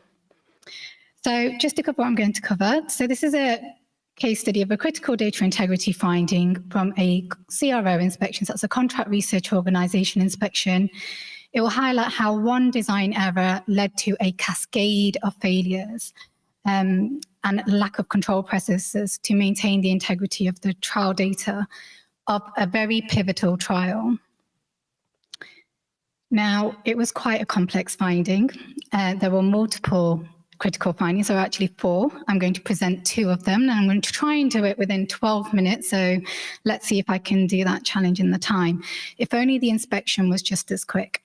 So I have simplified some of the main learning points just so I can get the main key points across. So I'll give you a brief background. I think it's important for context. I'll go over the first critical finding, which is about data integrity control processes, and this relates to database lock procedures. It relates to access controls and audit trails. We required an impact assessment. It didn't finish there. We had to go back and give a second critical finding for data integrity itself, which I will talk through. And I'll go through what actions were required and hopefully some lessons we can learn from this as well. And then to summarize with some closing thoughts. Okay, so I think it's important to understand the background and the context of this trial and why we were inspecting. So we were doing one of our routine GCP systems inspection of a CRO and selected one of these trials. So this trial that I was looking at was selected as an example to see how the CRO followed their procedures. It was a trial in a rare disease in a pediatric population. Sadly, it has a fatal outcome and the average participant doesn't make it to their teenage years. There's no other treatment options available. Parents of the participants were really pinning their hopes on this drug working, and there were patient groups dedicated to finding treatment options out there. So there was a lot of patient interest in this trial. So at the time of the inspection, an interim analysis had already been taken, and that was a primary analysis for the study, which was going to be used to support a licensing submission. The primary endpoint was a clinical outcome assessment questionnaire performed by the clinician, which looked at symptoms, and each of these symptoms were weighted for a final score, which was taken at baseline and subsequent visits, so you could compare the change over time. And at the inspection, we realized that a marketing authorization application submission was planned for the following year. Told you there's more background and context. It's quite a complex one, so stay with me on this one. So as I mentioned, that there was a lot of patient interest. This is a rare population. It's a genetic disease. So once a participant was identified, the sponsor had decided that as we wait for the interventional trial to come online, we'll have a non-interventional study, which was a run-in study. And they had decided to reduce duplication and effort that the end of study visit data from the run-in study could be used as the screening visit data for this interventional trial. Okay, hopefully everybody's still with me, and online you're with me as well. So that's important to bear in mind. Some more background information. So I'm a data person. I need to see things. I'm visual. I needed a data flow to help me understand this. So at site, you had the clinical outcome assessment questionnaire, which the clinician would be completing at the visit. And this was typically a paper questionnaire, and that was the source record. The site would enter this data into the electronic case report form. However, they were also entering demographic data for the patients into an IRT system, which is an interactive response technology system. So we had data going into two different systems, which then came back into the clinical database that was used for the analysis and reporting in the clinical study report.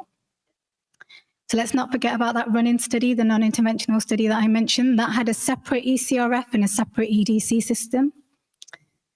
And so they had decided to transfer the data, that the data managers would do this and take the data from the end of study visit in the run-in study and enter it into the ECRF for this one.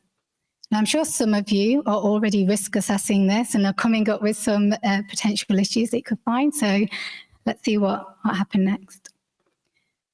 So I had selected this trial because it was, the analysis had been done, it was reported, and we thought, great, we can use it to look at data management processes. Let's look at database lock.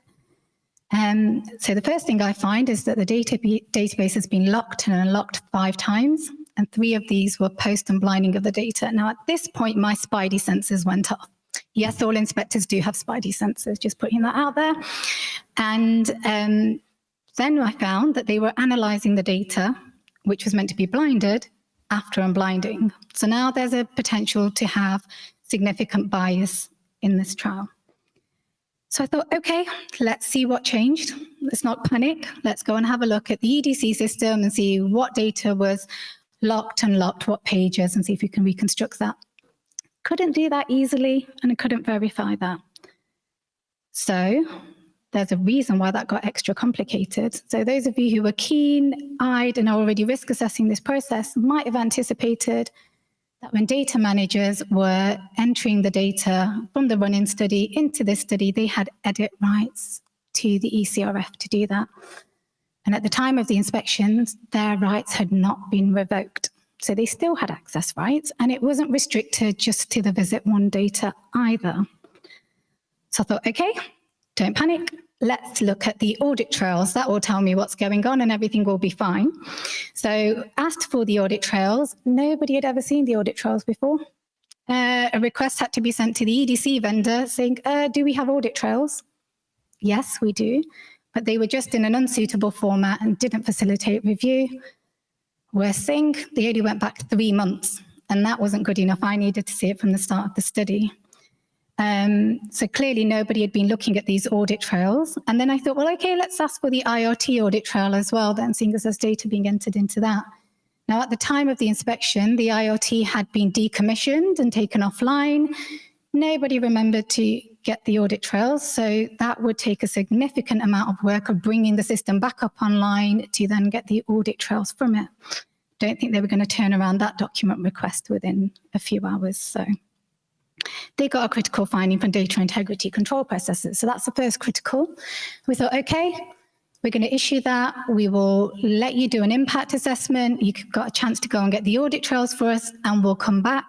And then I brought the cavalry with me. Andy came with me. We then thought, okay, let's have a look at the data further. We had got so far, I was still on data management processes, and actually we wanted to have a look at the statistical analysis and query the reporting further. And so we thought, okay, let's see if any of this data has actually been changed for this primary endpoint. And then we found evidence of there was queries raised on a data point. So previously this had been SDV'd by the monitor as missing. And then after unblinding, a query was raised to the site, and then there was a data point. So we weren't quite sure how that happened. So again, we're now thinking there's significant potential for bias to be introduced to the trial data. They did get some audit trails to us. Unfortunately, these weren't any better. They were a bit better, I'm not going to lie, but then what we did find was another issue, that there were manual changes, which site staff could be doing, and they'll show who did what when, but they were showing us system changes.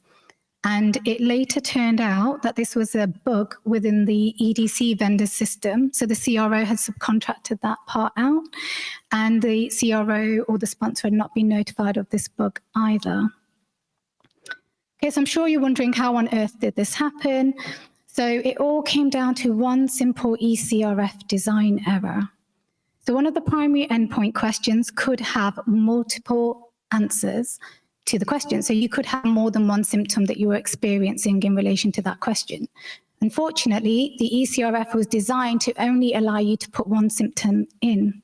And so those symptoms had weighting which would impact the score.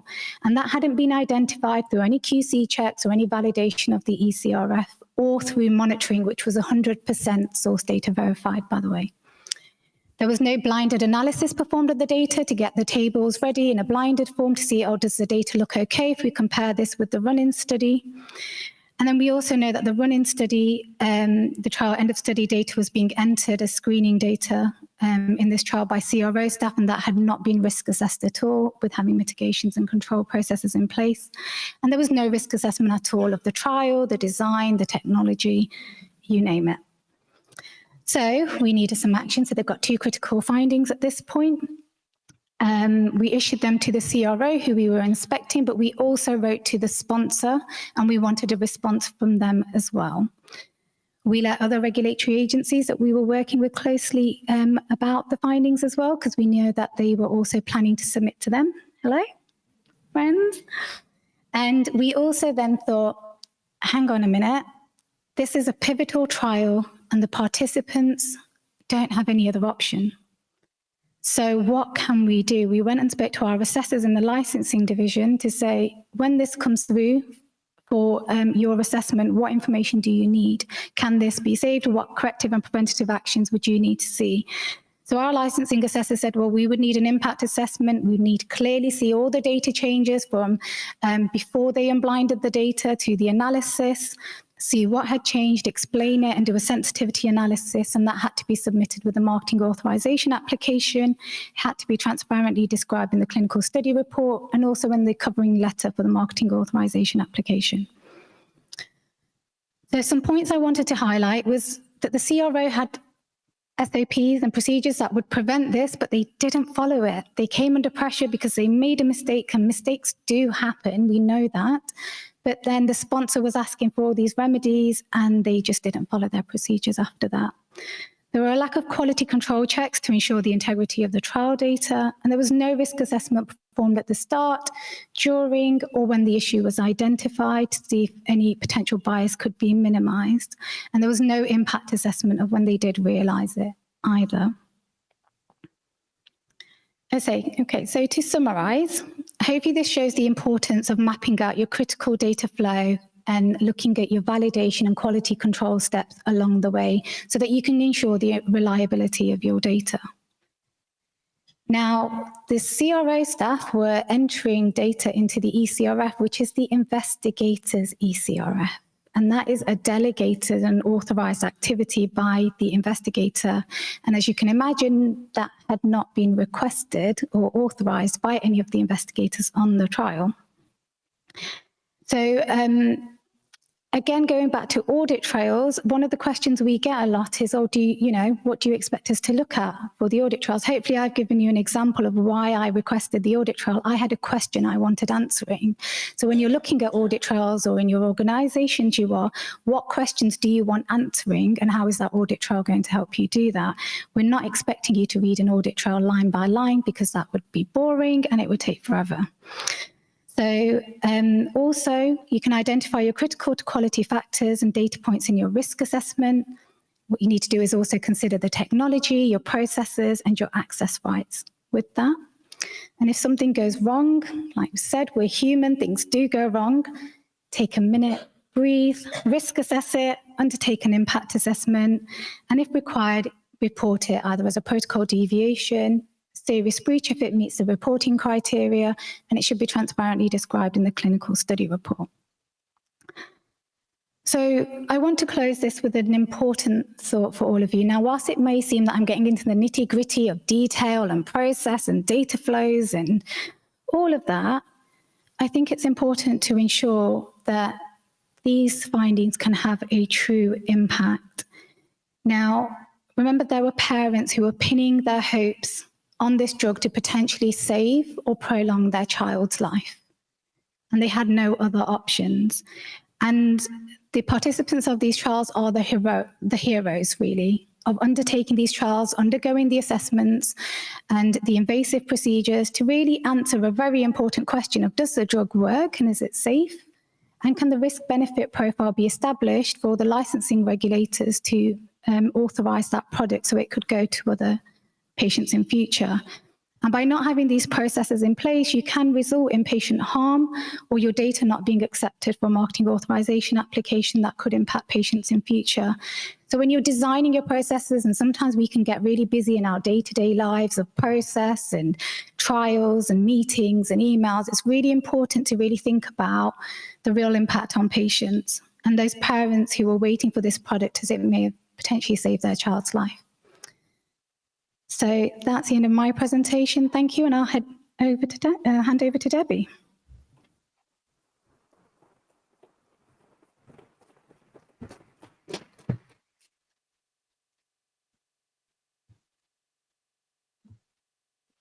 Thank you, Mandy. That brings session 2 to a close. So I just want to extend a big thank you to my team members, Mandy and Elena. We will be happy to address questions related to our session during the Q&A panel discussion at the end of the day. So please submit your questions online. And now I'd like to hand things over to Dr. Karen Bleich, the moderator for session 3, Clinical Trials with Decentralized Elements and GCP Inspections. Thank you very much.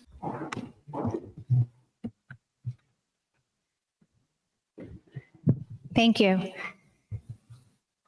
Good morning. I'm delighted to be here today, and I want to thank everyone for attending. Before we get into the 3 terrific presentations that we have for this session, I want to start with introducing the topic by getting on the same page about terminology and also a few comments about why we think this topic is important. So first, what does FDA mean by terms such as decentralized, point of care, and pragmatic in terms of clinical trials? Decentralized, as we heard earlier today, is when some or all of the trial activities occur at locations other than traditional trial sites. And these are typically away from investigators, for example, at participants' homes or local healthcare facilities. And we're going to hear a lot more about this in terms of GCP inspections from the presentations. Decentralized potentially may involve flexibility in terms of options for where trial activities may occur. For example, in the setting of contingency planning for disruptive emergencies, as we saw with the pandemic and also with war and natural disasters. The use of locations other than traditional trial sites isn't a new concept, but certainly we saw the implementation increase significantly over the last few years by necessity. So what about point of care and trials with pragmatic elements? So these terms refer to the integration of clinical investigations into routine healthcare. They typically involve the use of existing healthcare infrastructure, for example, the use of local healthcare providers to conduct trial assessments. They may use data that's collected during routine healthcare, also called real-world data. They may have simplified protocols with streamlined data collection and broad eligibility criteria, and thus could be more reflective of the population intended for the use of a drug.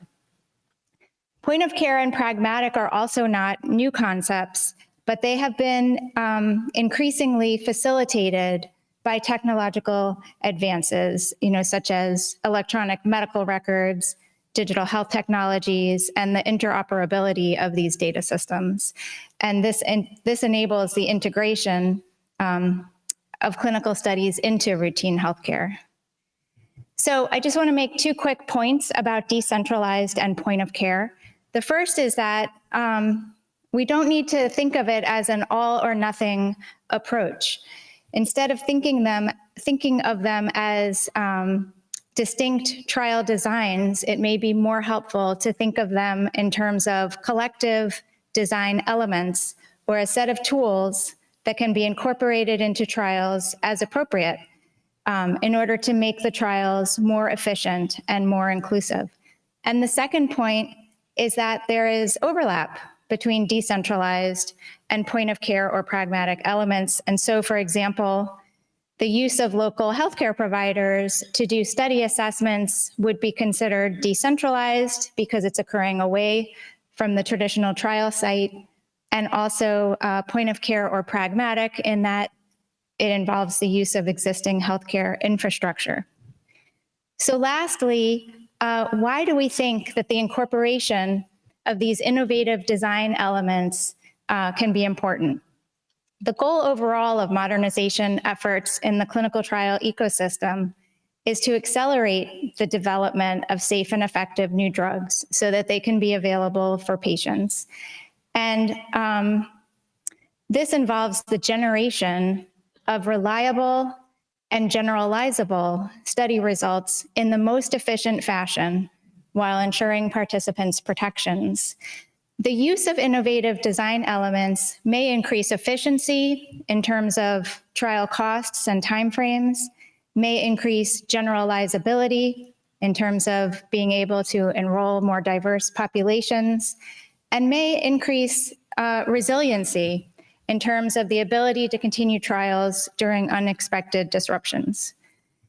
And finally, incorporation of these elements may improve convenience and accessibility for participants, which can improve both recruitment and retention, which of course is essential to the success of a trial.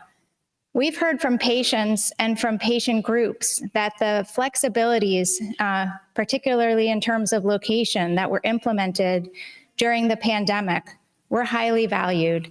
And patients want this convenience and flexibility to continue in a post-pandemic world. So with that, let's shift our gears and focus on GCP compliance related to these innovative design elements. And let me briefly introduce the speakers. First, we'll hear from Dr. Leepai Sharf. She is a senior medical officer in the GCP assessment branch in the Office of Compliance in CDER. Next, we'll hear from Alicia Cassina.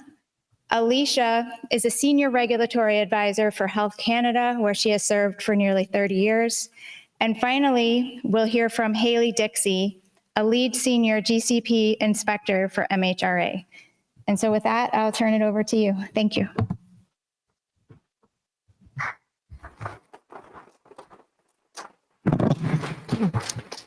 Thank you, Karen. And it's a pleasure to be here today to speak to you about clinical trials with decentralized elements and GCP inspections from the US-FDA's perspective. Here is my disclaimer.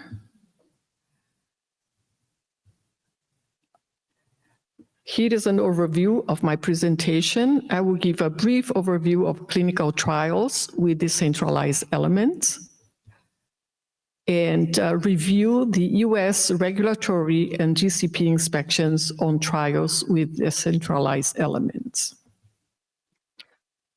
First, some considerations with the traditional or site-based clinical trials. In a traditional clinical trial, all study-related activities are centered at the clinical investigator site.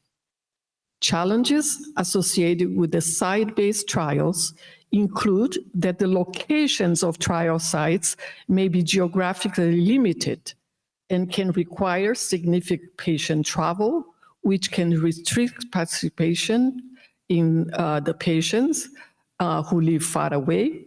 or if they have mobility issues, for example. These challenges can impact on enrollment and may lead to a less diverse patient population. This new slide shows the data flow in traditional clinical trials. All the data is collected at the trial site and is transferred or transmitted to the sponsor or CRO, often through electronic data capture systems, where data is processed, stored, analyzed, and ultimately reported to FDA. So in a trial with decentralized elements, some trial-related activities may be conducted at sites away from the clinical trial site. Trial subjects may receive investigational product at home and may visit local healthcare providers for certain trial-related activities. Data may also be obtained from local laboratories and imaging sites or captured using devices like wearables or on a smartphone. Data flow may be different from a traditional clinical trial. Some data may be flowed through the clinical investigator to the sponsor and CRO, but other data may be captured directly by the sponsor and CRO through an EDC and would then flow back to the clinical investigator side. Trials with centralized elements may offer advantages that may help meet the public health need to accelerate medical product development. And as I mentioned before, these trials offer the participants convenience by bringing clinical trials closer to their home. DCTs may also help the industry by accelerating recruitment and increase diversity of the study population. Lastly, the increased use of computerized systems such as telehealth and digital health technologies offers the ability to capture data more frequently and efficiently. It is important to note that DCTs are not appropriate for every study, and determining if adding decentralized elements to a study is appropriate or not will depend on several factors, some of them listed here. I will give 3 examples from this list. The first example is the nature of the disease being studied. Trials involving patients with unstable medical conditions that need intensive care or other specialized trial-related procedures may need to be conducted in hospitals or established research centers. The second example is concerning trial design. Early phase trials, such as proof-of-concept trials that require frequent visits or studies that require intensive patient monitoring, are not appropriate for a decentralized approach. And the third example is concerning the type of investigational products being studied. Products in early stages of development with unknown safety profile or products with complex administration procedures may need in-person supervision by the investigator at the trial site and are also not suitable for a decentralized approach.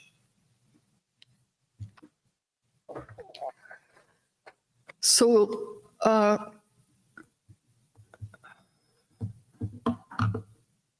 let's see. There you go. Considerations for designing trials with decentralized elements. The sponsor should determine early on which activities must occur at the clinical site, which activities can occur at a local or mobile healthcare provider site, and which are amenable to remote technology solutions.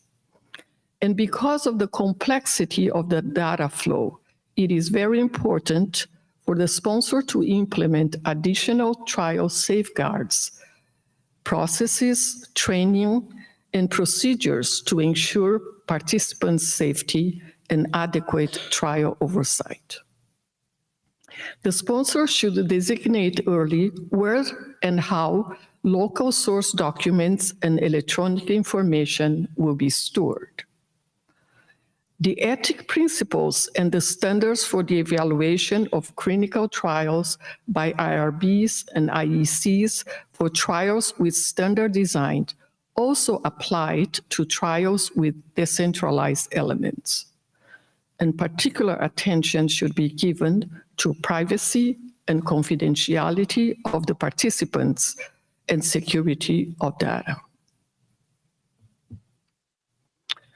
The sponsor should also consider regional differences concerning remote technology availability, manage contractual relationship with non-trial personnel and facilities, and coordinate the timing of remote visits and procedures prior to the initiation of the study. And last, the sponsor should determine which trainings are needed for participants and study staff for telehealth visits and use of DHTs.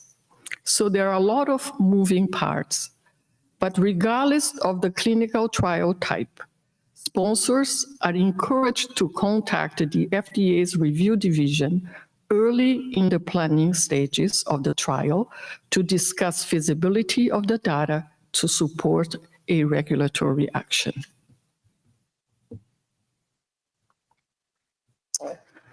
So what are the regulatory expectations for the conduct of a decentralized clinical trial? Trials with decentralized elements are subject to the same regulatory requirements as other FDA-regulated trials. FDA's GCP expectations are the same for trials with decentralized elements and traditional clinical trials. And regardless of the type of the clinical trials, the regulatory responsibilities of the clinical investigators, sponsors, and CROs do not change. That said, I do want to highlight some unique considerations for sponsors when conducting a trial with decentralized elements. My next comments are not in the slides, so please bear with me, and I will try to speak slowly. Clinical trial with decentralized elements has the potential to introduce variability into clinical trial data and may also increase risk to the quality and integrity of the data. Because of the data flow may be complicated and data may be received from a variety of sources, the sponsor needs to have a robust and well-defined data management plan, including a data flow diagram describing the data source and data flow to the sponsor for all data elements. This should include the methods being used for any remote data acquisition, as well as a list identifying all third-party vendors contracted for data collection, handling, and processing.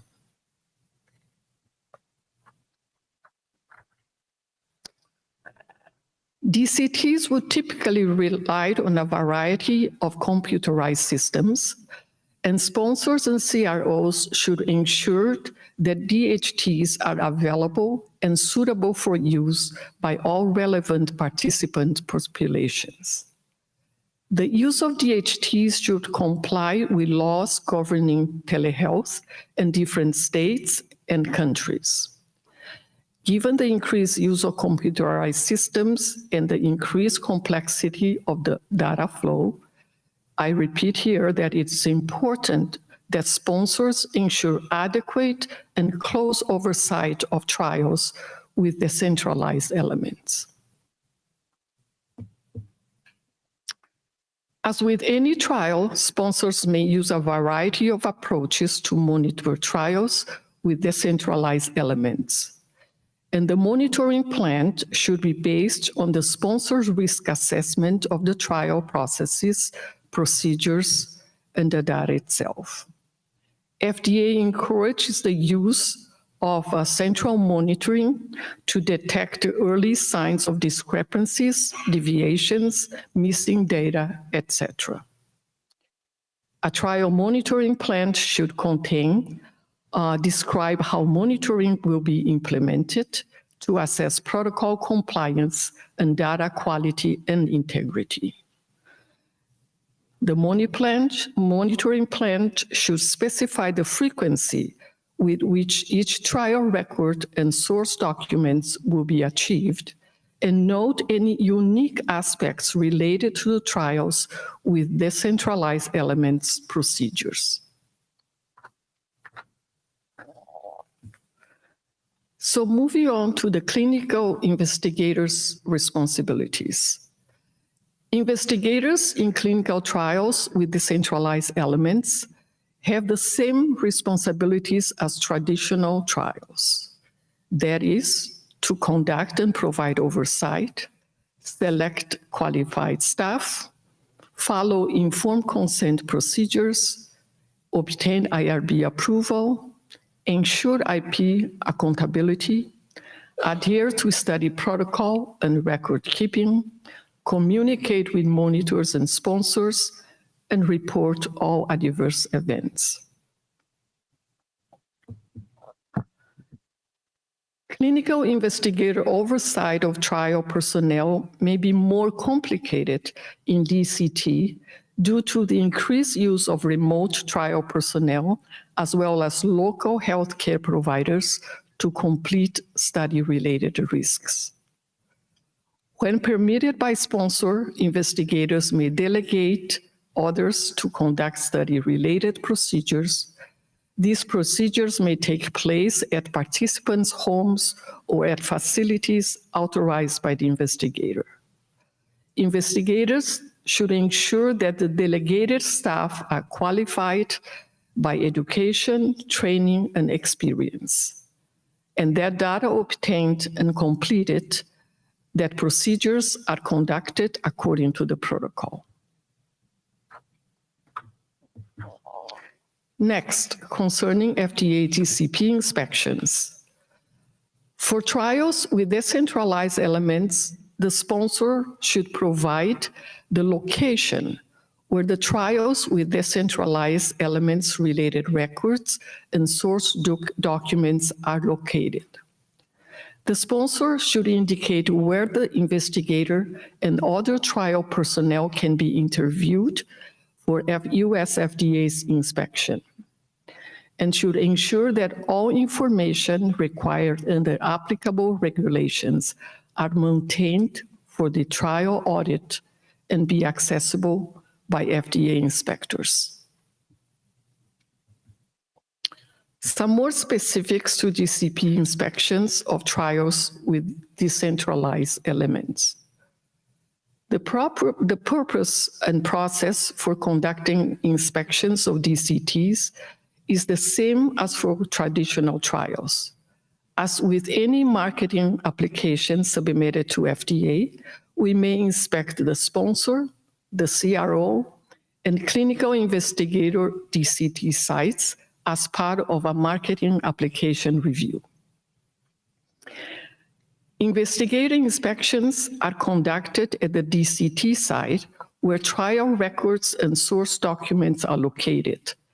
So for inspectional purposes, the address of the DCT site should be the physical location where all DCT-related records and source documents are accessible, and the relevant responsible individuals, the investigator, and DCT study personnel should be available on site or by phone to answer any questions. When necessary, investigations may also take place at other facilities, such as local clinics and pharmacies, where trial-related activities occurred. So, in summary, regardless of the type of clinical trial, The regulatory responsibilities of investigators, sponsors, and CROs do not change. FDA's regulatory and GCP expectations remain the same. And the process for conducting inspections is the same for the trials with decentralized elements. I thank you for your attention.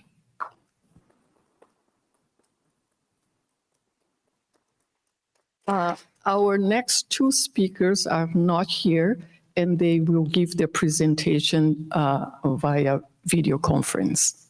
Thank you.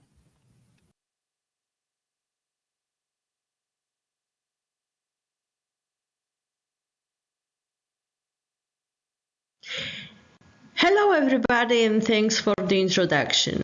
It is my pleasure to talk today about Health Canada perspective on decentralized trials. I am going to talk briefly about cooperation with regulators, touch on the risk assessment and ICH guidelines in relation to decentralized trials, cover quickly impact of COVID on development of DCT elements, mention some regulatory challenges, and share a few thoughts on the future of DCTs. Let me start with the dialogue with regulators.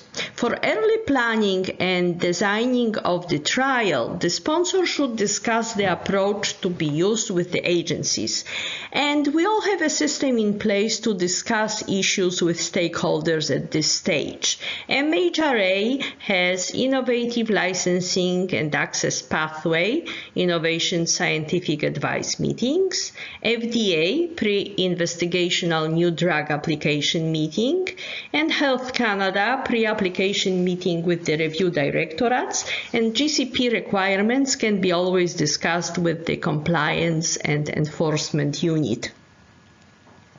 Make sure to talk to the regulators and talk to them early, and this message is endorsed by all three regulators here today. In this next slide, I am going to briefly cover the risk assessment, as some elements were already mentioned by my colleagues. There is a lot to consider, starting with that investigator and sponsor responsibilities are the same as for any trial. The sponsor and the investigator are responsible for risks to the quality and integrity of the study and the data being collected. The bottom line is that the risk assessment needs to be done and particular risks must be identified. And also, not every study is a good candidate for DCT. A trial may be intensive in terms of medical oversight or require more difficult treatments, or just the design doesn't work for DCT. The ability of trial participants, protocol-related risks including endpoints and equipment, investigational product, resources, digital data collection tools, it all needs to be taken into consideration, and these are just some examples risk depends on. Currently, we don't have any specific ICH guidelines on the topic of decentralized trials. However, ICH E8 R1 guideline promotes identification of critical to quality factors and concentrates on activities essential to the study. ICH E6 R3 guideline encourages innovation and is intended to be flexible and modern. Development of some updates to this guideline was informed by lessons learned during the pandemic. I also would like to mention here the final concept paper, ICH E6 R3 Guidance for Good Clinical Practice, Annex 2.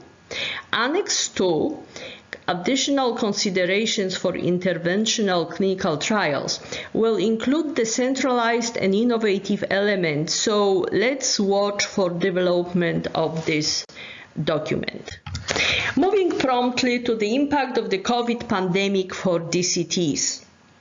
The COVID pandemic really forced many elements onto more traditional trials simply so they could remain viable. As we all remember, the pandemic brought challenges that directly impacted clinical trials. Participants needed to avoid contracting the virus, healthcare resources were diverted to other priorities, and we all needed to follow public health recommendations.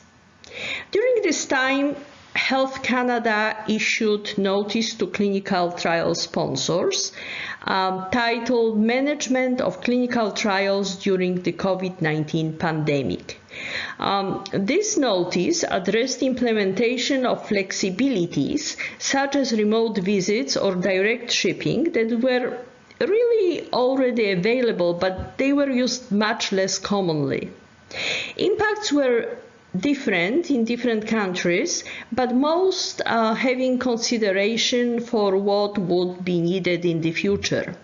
In general, the pandemic brought acceleration of acceptance of decentralized trials, and while some aspects still need to be explored, the pandemic offered opportunity for some new elements that would bring better recruitment and diversity. This slide shows you how vast our country is and how far potential clinical trial participants can be located from the main centers. Therefore, in Canada, we always had sort of a version of DCTs because of this large size of our country and its remoteness, with provision for some approaches like electronic informed consent or direct shipment to patients, but it was in our guidance without any explicit regulations.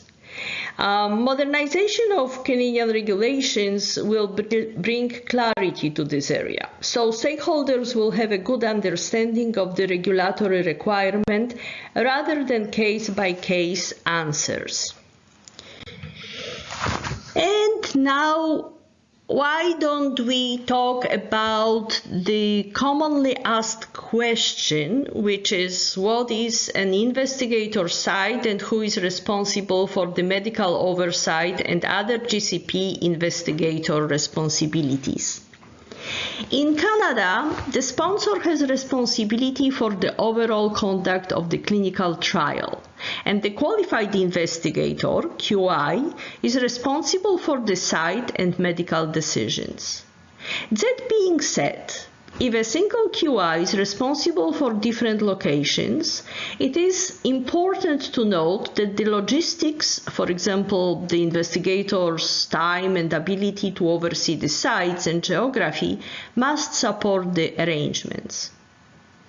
Current ICAG 6R2 definition states that the clinical trial site is the location where trial-related activities are actually conducted, and this definition is under the review.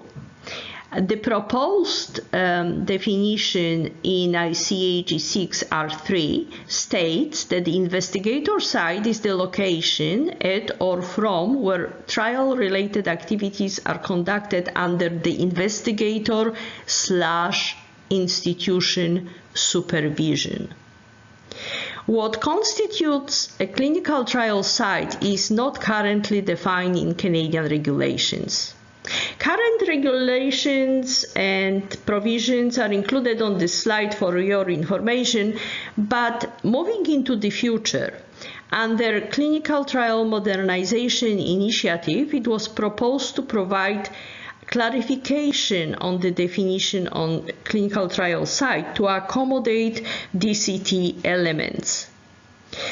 By clarifying the definition of trial site, greater modernization could be achieved by promoting opportunities for clinical trials by using different approaches. For example, home visits, new technology, and this would foster greater agility in the regulatory framework.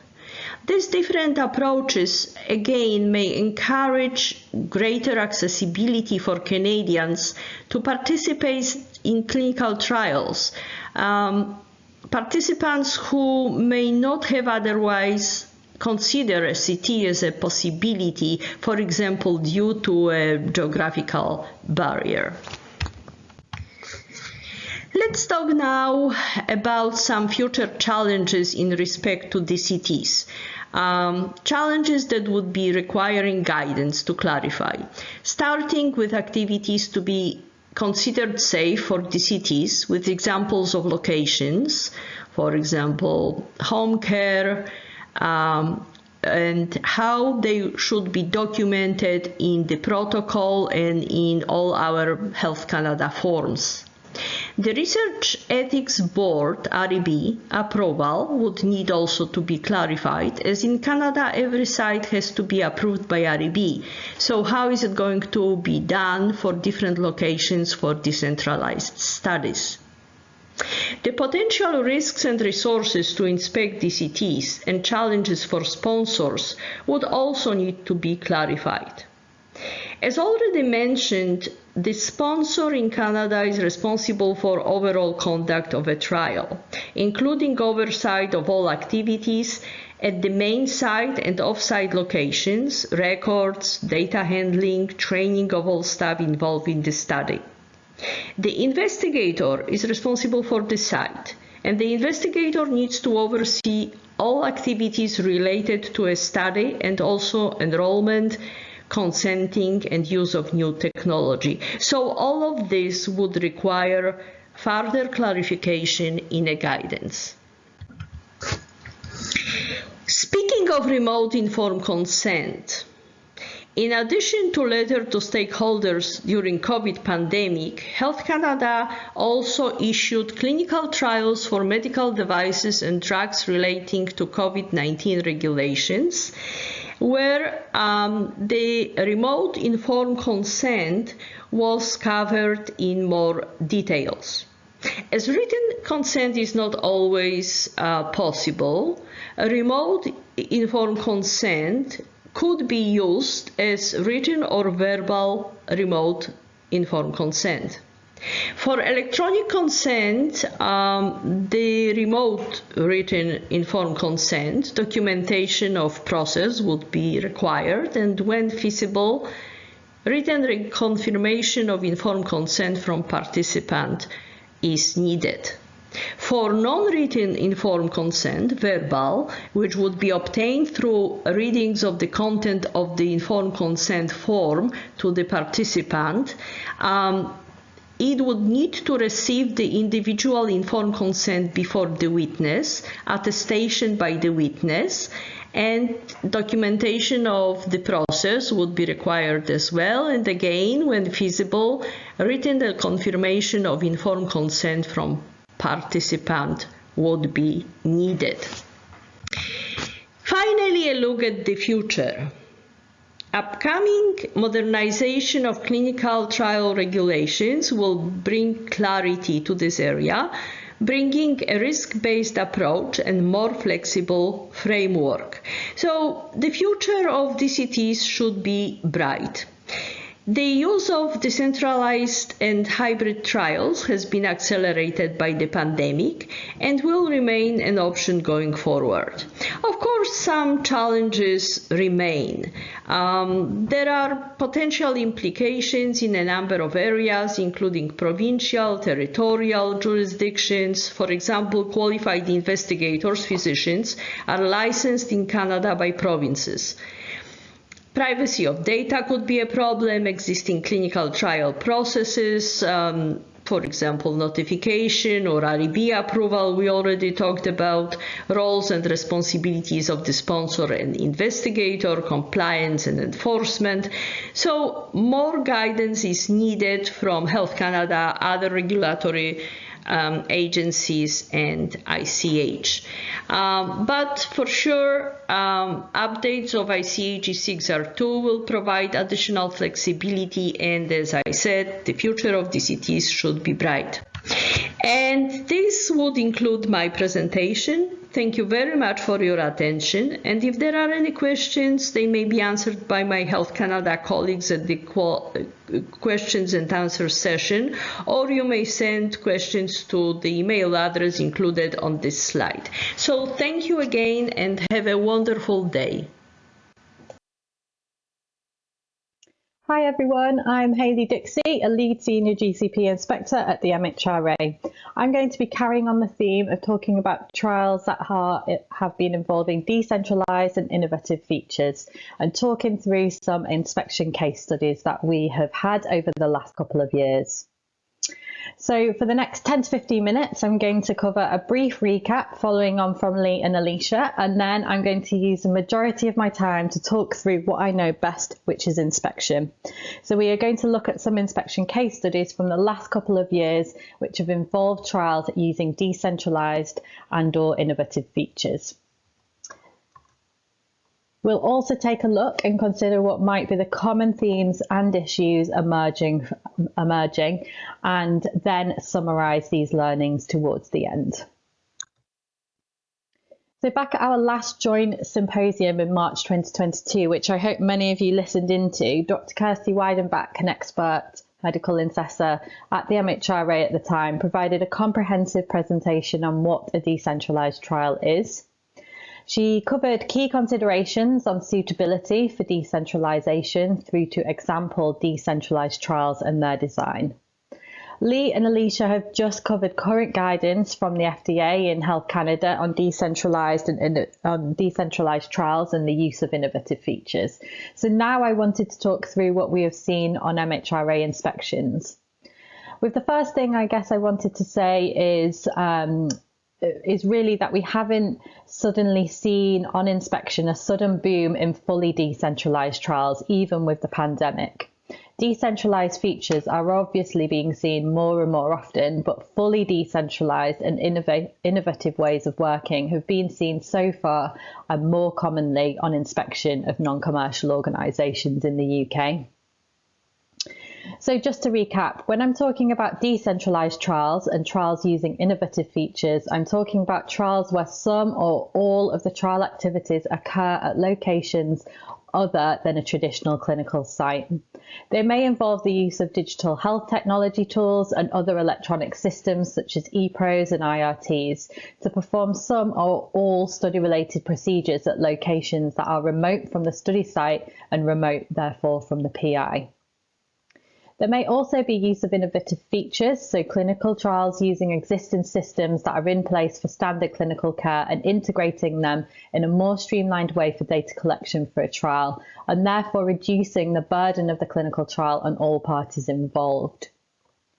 There are clear benefits of using decentralised trials and innovative features for clinical trials. However, there are some emerging common pitfalls, and these are what I'm going to talk through using some case examples. So the first case I would like to present involved a fully decentralised trial, and this was designed as such from the start to maximise recruitment and outreach.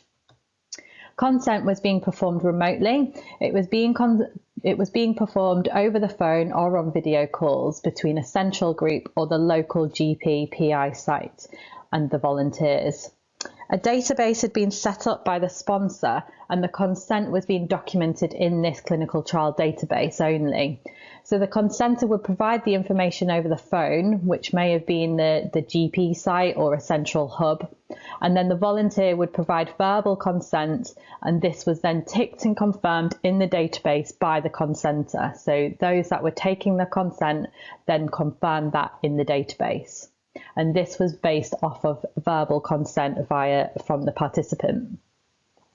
This process, the process of documenting consent, was not fully detailed in the protocol. As part of some standard practice, as part of some standard practices at GP sites, calls may have been audio recorded. However, this wasn't a requirement of the clinical trial protocol itself. On inspection, which involved visiting a GP site, the site inspected did actually routinely record all of their calls and were actually able to provide some of these audio recordings during the inspection. It did take some digging around to locate these audio recordings for specific participants, but they were able to be located. These were then listened to as part of the inspection. And it was found that some of those listened to, that the volunteers had not always explicitly confirmed understanding and consent, leaving therefore a bit of a question mark as to whether the patient had in fact consented or not. So in this case, what was found was that there was no written consent obtained from the participants themselves, and neither was there a witness present, i.e. someone that could provide a second confirmation that verbal consent had actually been provided. It was also found that there was no robust process for ensuring that the participants had received a full copy of their signed informed consent form for their own reference. The database and other documentation did not record the version of the information sheet and the informed consent used at informed consent. Therefore, it was also not possible to verify which version of the informed consent the participant had completed themselves or had completed on their behalf, nor which version of the patient information sheet had been read by the participant. So the trial team responded to the inspection finding that they did have a way to link the version of the consent CRF to the PIS used, and that this was captured within the data and could be exported and extrapolated. Therefore, there was a way, albeit a complicated one, which potentially included some assumptions, but this wasn't all documented in the TMF or in the source documentation.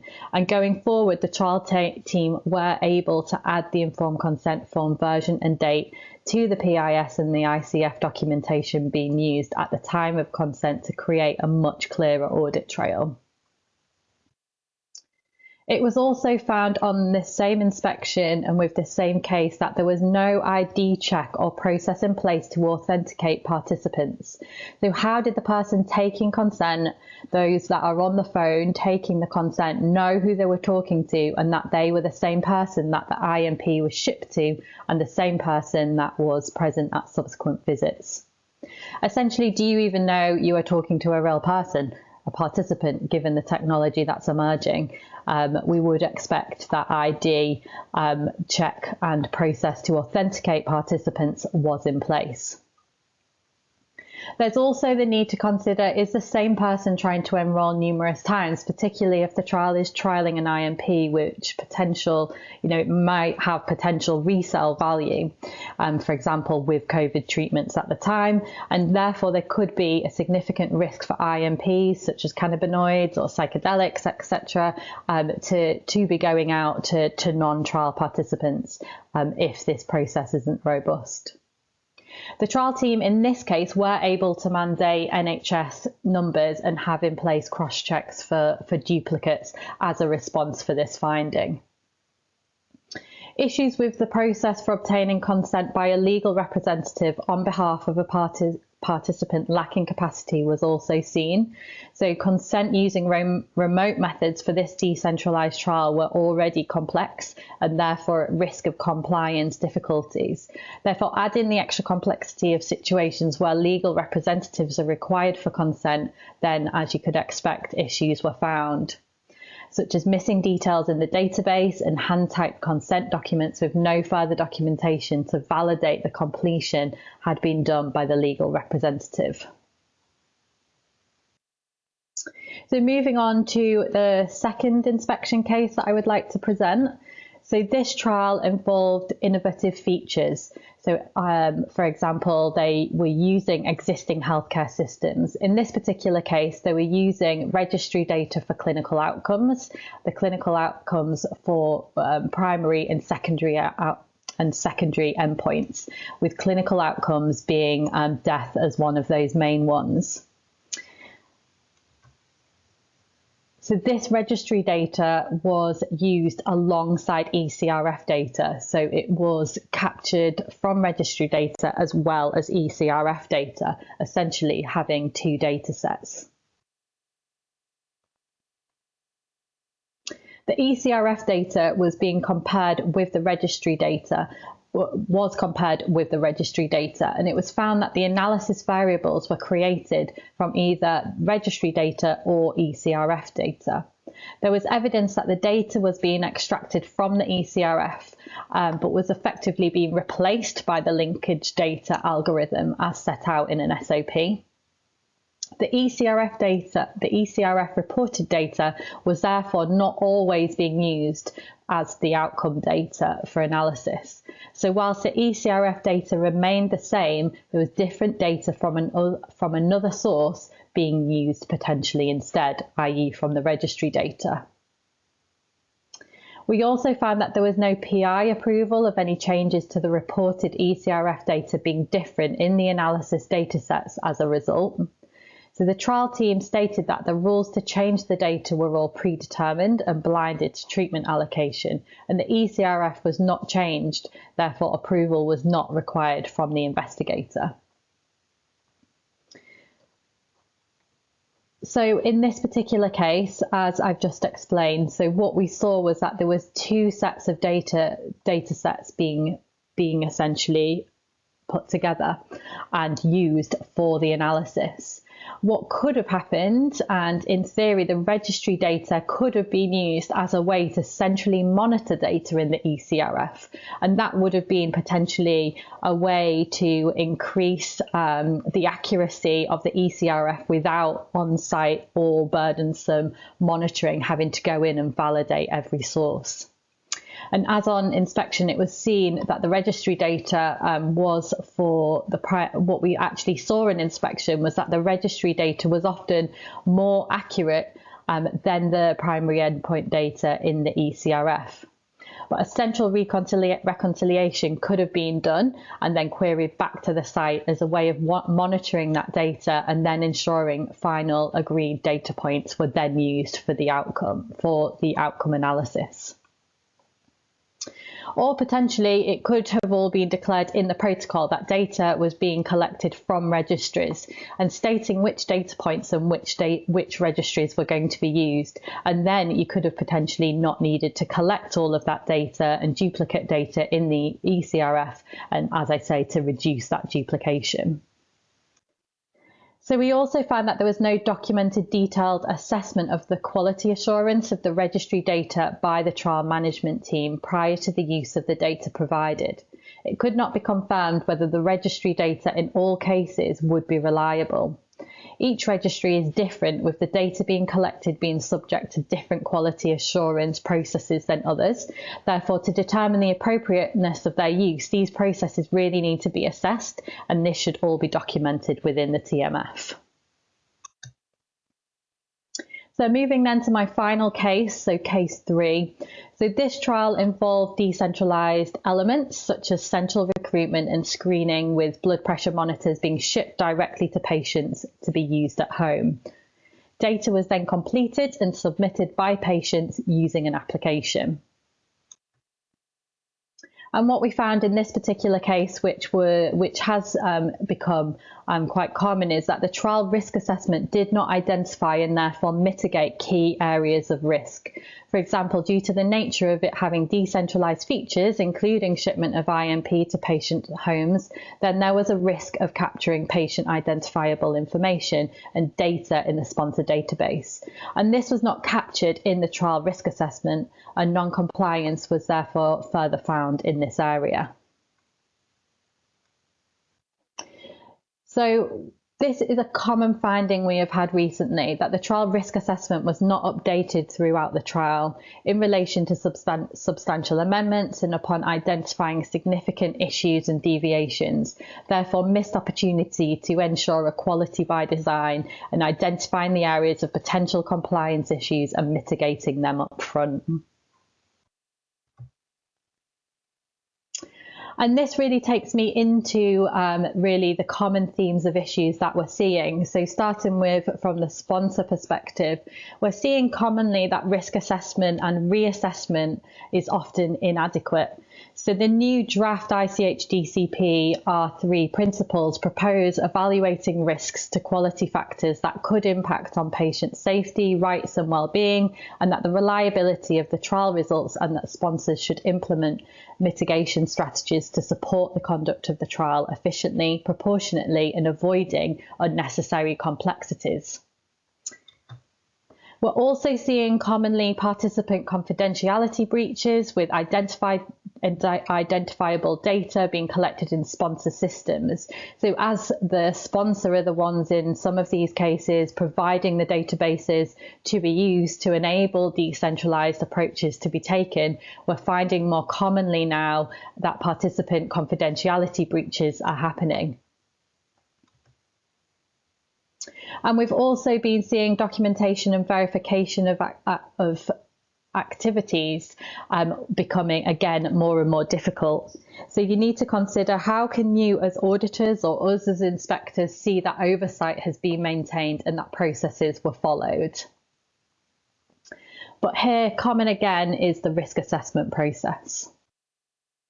And then common themes of issues that we're seeing at the site level is really in relation to staff delegation and responsibilities. This delegation in a decentralized trial design is arguably even more essential, as this should set out exactly who does what. There needs to be a clear and a strong process for how people are added to that delegation and authorized by the investigator.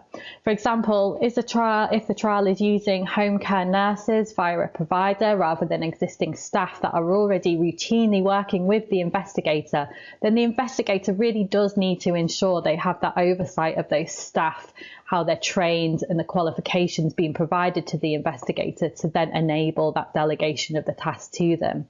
And then the delegation log in itself, or the delegation documentation, should clearly support that process and demonstrate that that process has occurred.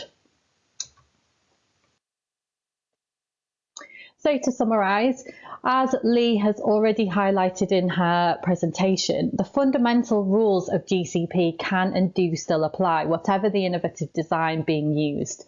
So, for example, consent must be documented by the participant, although a proportionate approach can be taken. If innovative features are being used, an assessment for appropriateness and a compliance and risk should be completed and revisited throughout the trial.